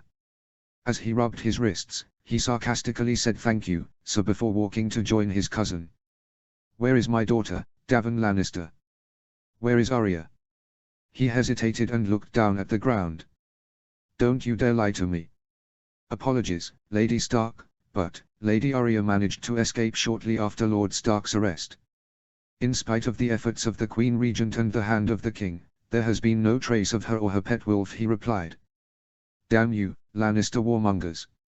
Just for some extra power, you would destroy families, separate families and raze villages, towns, cities and castles. But, at least Arya is not in King's Landing. May the old gods and the new keep her safe. Thank you for your honesty, Sir Davin, in spite of your answer, she said. He nodded politely and said, for what it's worth, my lady, I do hope that your daughter returns home to her family. She nodded gruffly in thanks just as he offered a horse to his cousin. Sir Jaime? Catelyn asked. Yes, Lady Stark, he asked with sarcastic courtesy as he climbed onto the horse. Look around. At all of this country as you go back to King's Landing. And at the farms, steadings, villages, towns, cities and castles, and as you do, think. Was the secret love you shared with your sister worth all of this bloodshed and destruction inflicted on an entire kingdom and its people, she said before turning away. But before doing so, she saw an expression of doubt on his face. Chapter 26, Chapter 24. Chapter text. Harold 9. Harold, I've got news for you, said Robb as they, Theon and Gendry sat at the balcony of Seaguard's castle, just below the booming tower of Seaguard and drinking mead. What news? He asked, before drinking from his tankard. Sansa's 6th and 10th name a day is near and you'll marry soon. To make things easier, we could arrange for the wedding to take place in Riverrun to coincide with Uncle Edmure's wedding to Roslyn Free, Robb said. I'm near 9 and 10 and soon I'll be married, said Harold as he rested his back on his chair and stretched out. Do you want bronze skin like a Dornishman before you wed Sansa? Theon asked with a smirk. It'll take a long lie down in the sunshine before that can happen, Harold replied with a grin as he closed his eyes. So, Robb, what about the Iron Islands? I can go back to Pike and convince my father to join in the war on our side. There's more than enough gold and castles to plunder the Westerlands to entice all Ironborn, Theon suggested. Would your father listen to you? Robb asked. I'm his only son and heir, he'll listen to me, Theon insisted.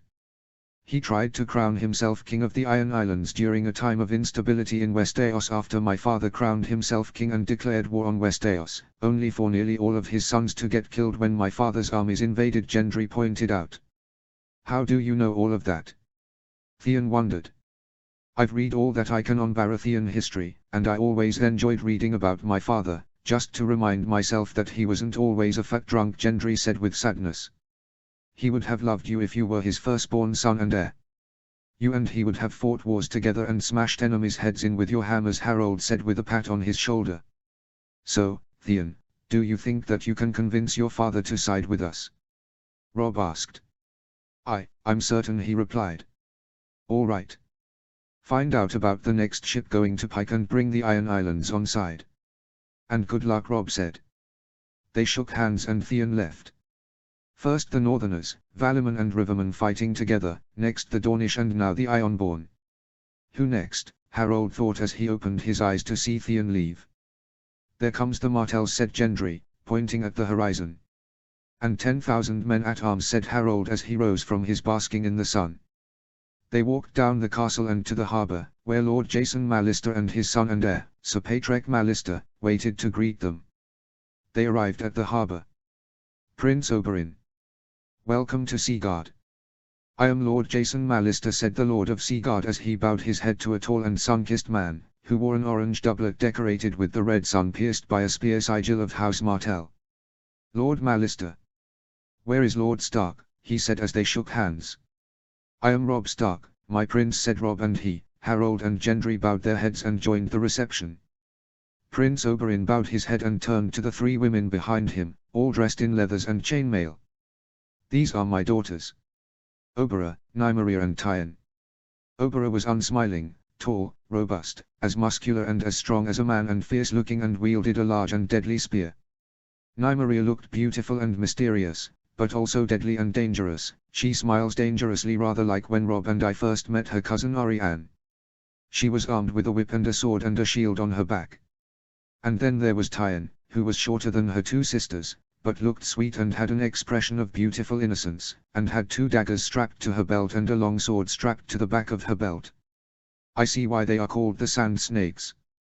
And Oberyn introduced various Dornish warlords, Lady Gynessa Blackmont, Sir Rian Illyrian, Lord Franklin Fowler, Sir Edric Dane, Lord Trebor Jourdain, Sir Gillian and Sir Aaron Corgyle, Lady Silva Santiga, Lady Valinor Toland, Lord Harmon Eula, Lord Daeron Vaith, Sir Wyland Wyl and Sir Cletus Urenwood. You are all of course welcome to Seaguard, my lords and ladies. Please, let us retire to my castle for food and drink, said Jason Mallister. Apologies, Lord Mallister, but there is one last person who has not been introduced yet, said Oberyn. And at that, a woman walked off of the ship, well known was she to Harold, Gendry and Robb. Arianne Martell. She isn't walking on dry land here like she did in King's Landing, was the first thing which had caught Harold's eye when she stepped on the quay. My lords, she said with a bow. Princess Arianne, said Robb and Harold. Harold could see it when Robb and Arianne saw each other. The feelings are still there. She definitely isn't up to her old tricks anymore. She walked alongside her cousins as the lords and ladies walked to Seaguard's castle. In Seaguard, one of the northernmost parts of the Riverlands, it was less affected by the war and had not suffered from raids or sieges from the Lannister armies.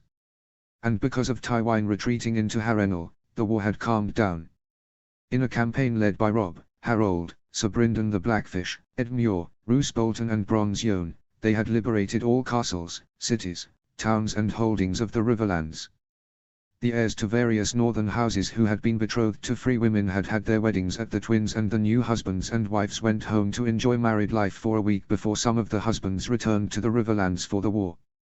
Domeric Bolton, Benfred Tallheart and Clesa Wyn were ordered by their respective fathers to stay back home. And Darin Hornwood was Lord of Hornwood after his lord father's death at the Green Fork. He was at home with his newlywed wife, Aelys Karstark, now that she was with child. And soon, I will be married to Sansa. I haven't been with any woman ever since Robb told me of Lord and Lady Stark's interest in me as a husband for Sansa. In the castle as Theon rejoined them, the lords and ladies talked amongst each other, Northerner, Riverman, Valiman and Dornish. Though the Dornish troops are very welcome additions to our own numbers, most of them are green and have never seen a battle, nor have they killed warriors trying to kill them. Lady Stark once referred to such knights and soldiers as the Knights of Summer, at a time when winter is coming. Harold saw, during the feast, the looks that Arianne and Robb gave each other during the feast. They weren't flirty, sad or happy looks. They were really looks of desire and longing, and as though it has been too long for them to have been apart, as though it was taking all of their inner strength to not run to a bedchamber together. Soon after the main course had been served, Prince Oberyn said, Lord Stark, a word if you please. Robb stood up and he gestured for Harold, Theon and Gendry to join him. Oberyn raised an eyebrow. What you have to say to me, you can say to them, Robb said confidently. Very well, said Oberyn before nodding towards his niece, the heiress to Sunspear. She stood up and joined them as they walked to the solar of Jason Mallister. What did you wish to discuss, Prince Oberyn? Asked Robb. Whilst the handing of Gregor Clegane and Amory Lorque to us was a very generous act and one that Wildorn will always be grateful for, the Dornish army to join your own, is no simple act of charity.